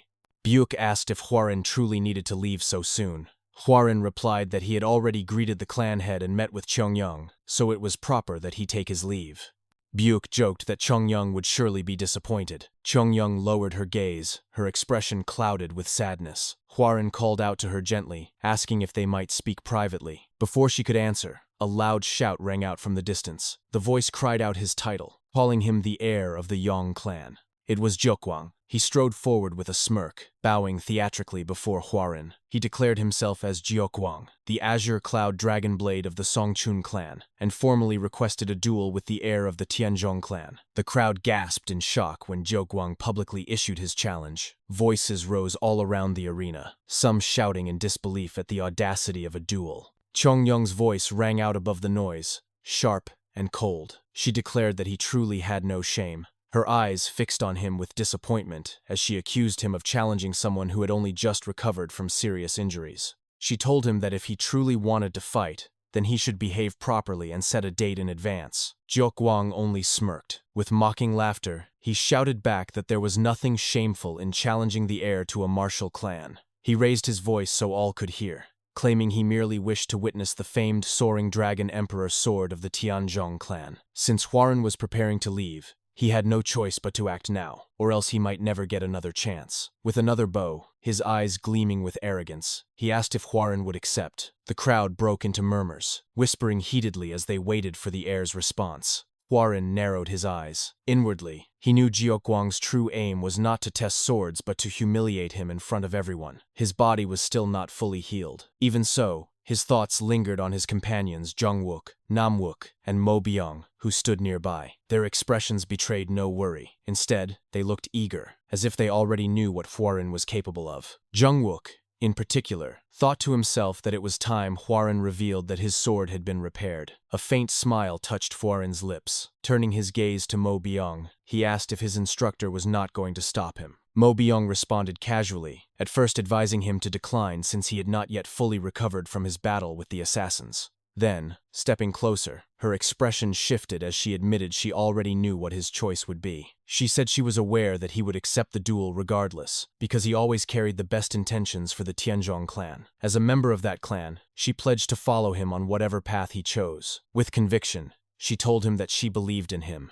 Yong Huarun, and urged him to accept and win. Her words left Huarun momentarily stunned. Had she truly changed? For the first time in a long while, he smiled warmly.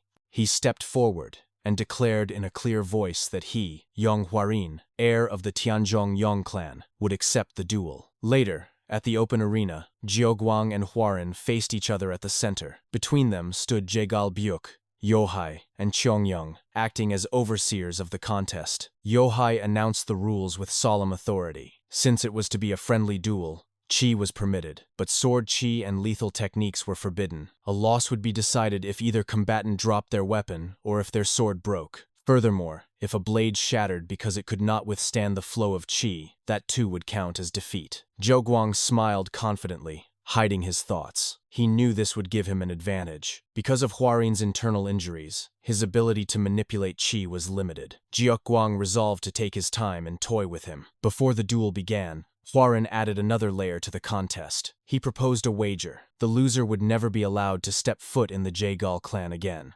Jiuquang scoffed but accepted readily. He taunted Huarun, reminding him that if he lost, he would be the one forbidden from returning. Huarun answered calmly that the wager must be honored. Yohai blinked in surprise at the sudden twist. Inwardly, she thought through the implications. If Huarun won, Jiuquang would be barred forever from setting foot in their clan. If Huarun lost, it would hardly matter, since he would eventually live with Chongyung anyway. To think of such a plan in such a short moment, Yohei could not help but be impressed. Jaegal Byuk ordered the two combatants to prepare themselves. The crowd roared as anticipation surged through the arena. Yohai leaned toward her brother, asking who he thought would win. She reminded him that Huarun had defeated assassins not long ago. Byuk shook his head and replied firmly that the heir of the Yong clan would lose. Yohai stared at him in shock, demanding why. Byuk explained that while Huarun certainly had a brilliant future, his injuries left him weakened. Meanwhile, Jiuquang, though flawed in personality, had several years of real experience. He was known as the Azure Cloud Dragon Blade, whose sword produced a sound like a dragon's cry,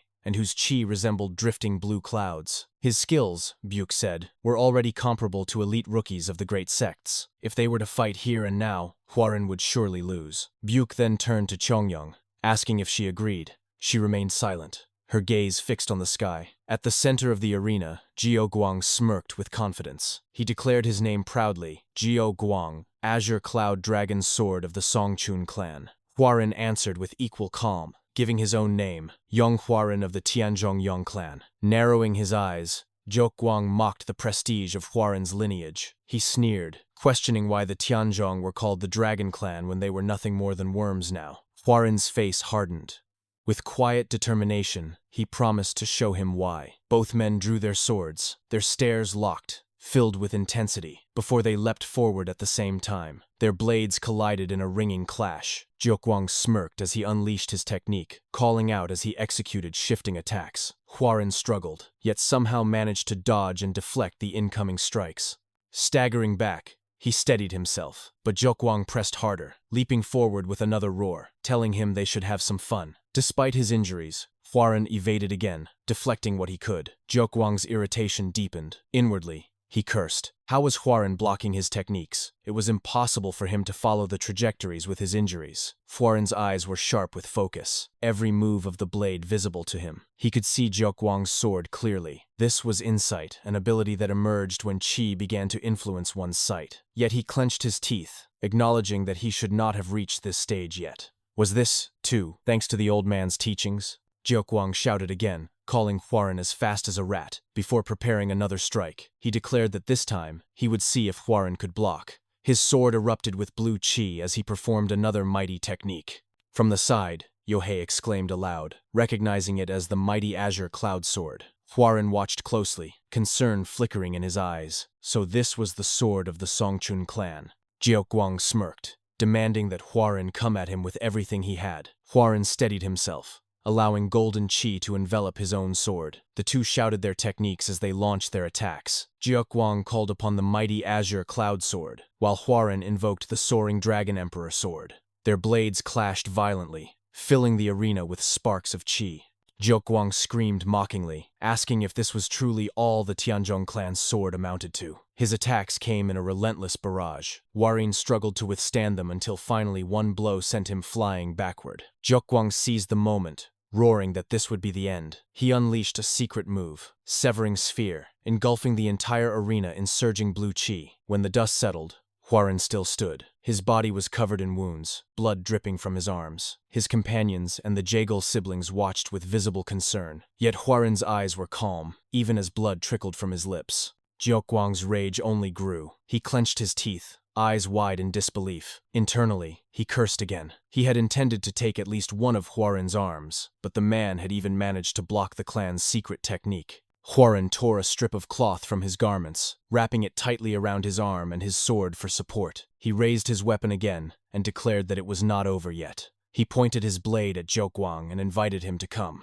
Zhou's rage boiled over. He admitted openly that he had never liked Huaren. He despised the man's superior air, his calmness, his know-it-all demeanor. At first, this had been about Yong, but now it was personal. He screamed that he simply wanted to crush him. His aura erupted violently, overflowing with killing intent. From the side, Yong cried out in protest. She insisted this was no longer a friendly duel, and turned desperately to her brother. She begged Buick to stop the match before it went too far. Buick remained silent. Yong turned to Chongyang, pleading for her to intervene, but her sister only stared at the battle unfolding before her. Huaren watched, then slowly lowered his sword. His thoughts churned deeply. Zhou was right. He had been lying to himself. He had acted calm before death, pretending to know the future, when in truth, the future was uncertain. He admitted inwardly that he was no saint. He had stolen a child's future. Yet as he stepped forward, his resolve hardened. He would not run from this. He would walk straight into the storm. He would no longer flee from his pathetic past. Though he was not a saint, he vowed to do everything he could to help those he could still protect. Holding his sword firmly, qi surged thickly around the blade.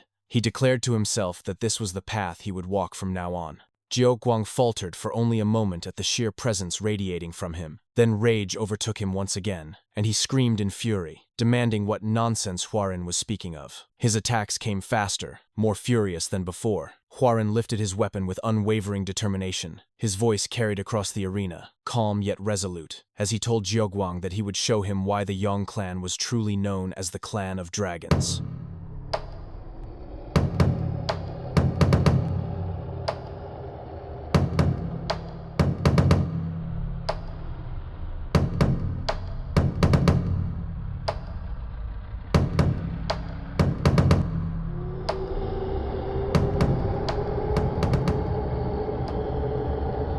As the clash between Hwarin and Jiuguang intensified, a sudden gust of wind swept across the arena, carrying with it an overwhelming pressure that made the crowd tremble. Yohei shouted in alarm that this was no longer a friendly spar and insisted it had to be stopped. Yong immediately drew her sword, prepared to interfere if things went any further. While the blue qi continued to flood the arena, a different energy began to emerge at the center of the duel. Yong fixed her eyes on it, curiosity flashing across her expression. As the qi slowly took the shape of a dragon, the entire audience froze in shock. Yohei stammered aloud, asking what it was, and then whispered in disbelief that it looked like a dragon. Hwarin's companions, however, smiled with pride at the sight. The qi of both men collided with such intensity that Jiuguang felt his composure breaking. Alarm spread across his face as he realized that Hwarin was absorbing his energy and growing stronger. His thoughts raced in panic, cursing the situation, for at this rate, he would surely lose. Just as the atmosphere reached its breaking point, a loud commanding voice rang out through the arena,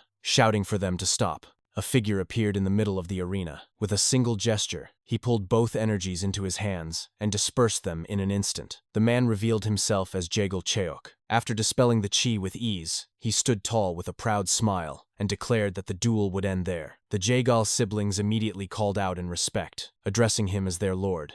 Jaegal Cheok's tone grew sharp as he warned that if the fight had continued, someone would have truly died. Jiuguang's expression twisted in disbelief. He clenched his teeth and raised his voice toward the clan head, insisting that he had won the duel. He shouted that if Cheok had not interfered, he would have defeated Hwarin. Jaegal Cheok turned a cold gaze upon him and asked if he truly believed that. He reminded him that, according to the rules, a broken or dropped sword meant defeat. Jiuguang's eyes widened as he looked down and realized in horror that his blade was snapped in half. His face went pale as his voice trembled in denial. He muttered that it could not be true, then tried to justify himself by accusing Hwarin of using sorcery. He claimed he had felt it that Hwarin had been gravely injured and incapable of drawing on his power, but had suddenly gained unnatural strength. Jiuguang shouted that it must have been demonic arts. Before his rant could continue, Chongyang stepped forward with cold precision. She raised her sword and pressed the tip near Jiuguang's neck, telling him firmly to stop causing a scene and to leave at once. She reminded him of the wager he had agreed upon and asked if he had already forgotten it. The crowd stared in silence as Jiuguang froze in place, his pride shattered.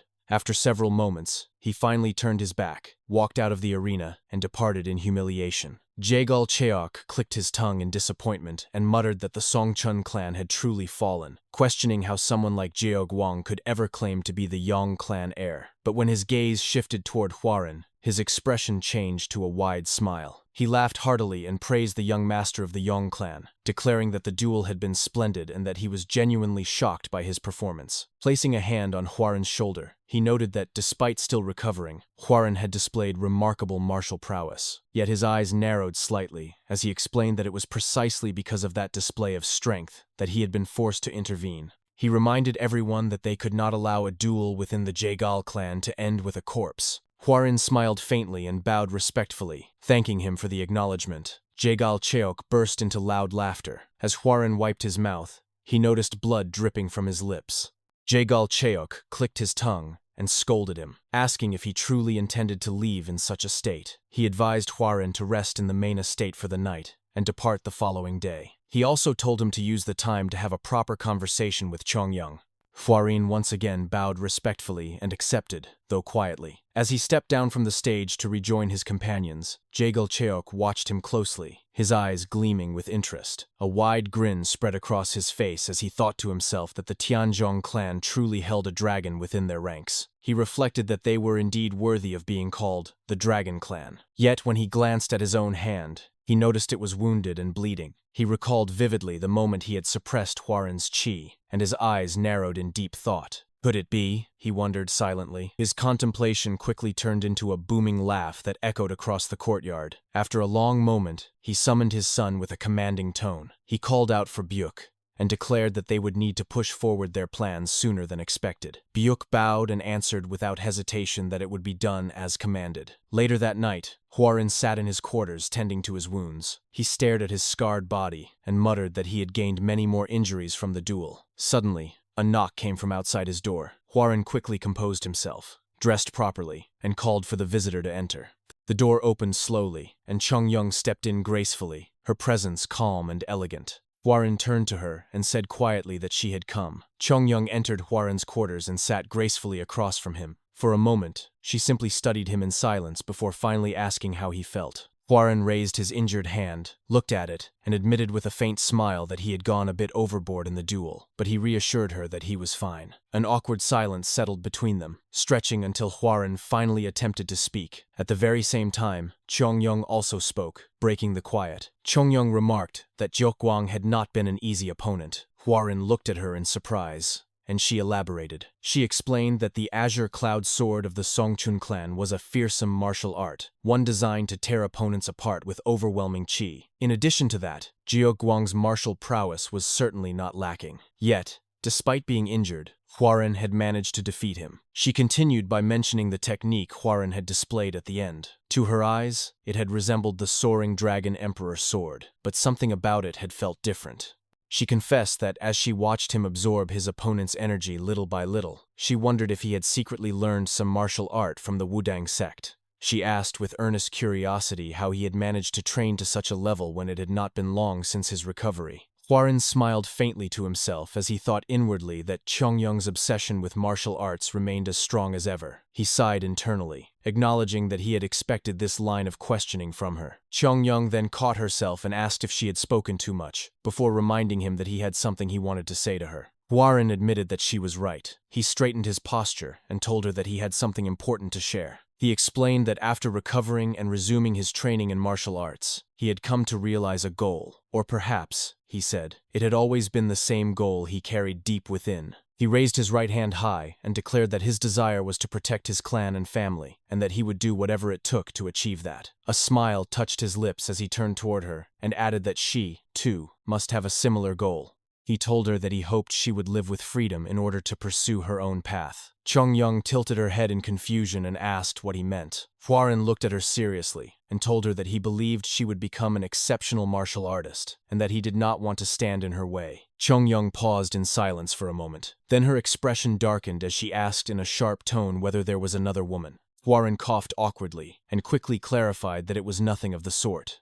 He explained that the truth was simpler. They did not love each other. She loved martial arts, while he loved his clan and family. That was why he wished for her to live the life she truly wanted, unbound by obligations that might hinder her pursuit. The two of them locked eyes for a long moment. Then Yong closed her eyes and exhaled softly before revealing that she had a wish she wanted him to fulfill. Hwarin looked at her in surprise and asked what this wish might be. Later that night, beneath the silver glow of the moon, Hwarin and Yong stood together in the training court. Yong's request had led them there.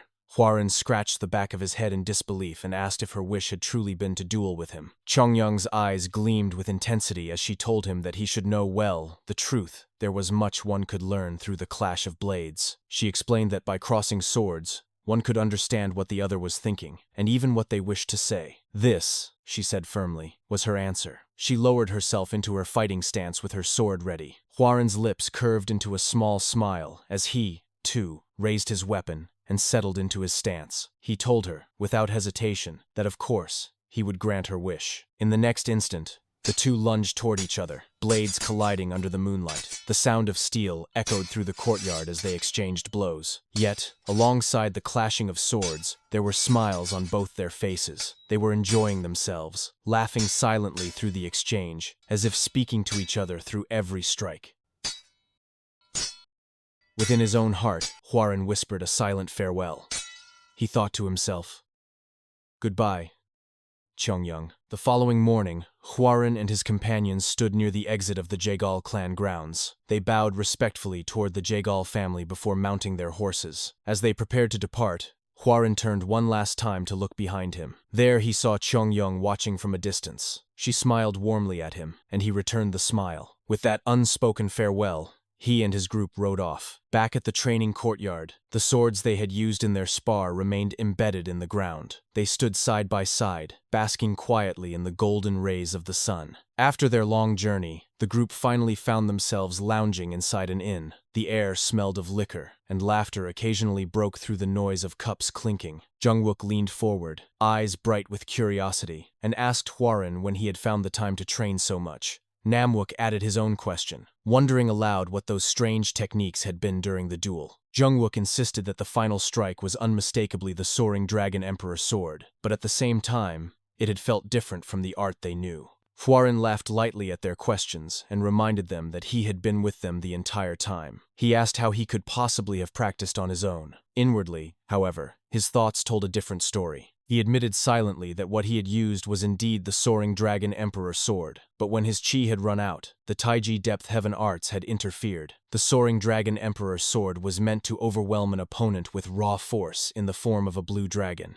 Yet when combined with the Taiji Depth Heaven arts, it had transformed into a style that consumed his opponent's chi in order to suppress them. Of course, he reflected, the Jegal clan head had stopped it in time. Still, if his mastery of the Taiji Depth Heaven arts had been greater, it might have devoured even the chi of the clan head himself, growing into an uncontrollable power. His thoughts spun further. The soaring Dragon Emperor sword, the Azure Bamboo sword, and the Jegal clan head's chi. If he could combine all of them. His musings were cut short when Jungwook raised his cup high. With a satisfied grin, Jungwook declared that Hwoarin had awakened through this duel, his understanding of martial arts deepening significantly. Beside him, Mo Byung remained quiet, her eyes lingering on Hwoarin. Memories of their journey together filled her mind, and she thought of the Tianzhong Yong clan, once the greatest clan in Henan. A small, hopeful smile touched her lips. She wondered if it might truly be possible for that greatness to return. Lifting her own cup, she drank deeply, slammed it firmly against the table, and addressed the group. She told them that they all must work harder so as not to fall behind their young clan leader. Jungwook immediately added his voice, slamming his hand on the table with excitement. He shouted that no one could have imagined this turn of events just a few weeks ago. No one had believed that their young clan leader would defeat the flying demonic Blood One to claim the special flower, let alone overcome the Azure Cloud swordsman. His voice rose with pride as he declared that Hwoarin was growing stronger with each passing day. Laughter broke out across the table, filling the inn with warmth. Meanwhile, above them, on the upper floor of the inn, a cloaked figure stood silently by the window. His gaze was fixed on the lively group below, but after a moment,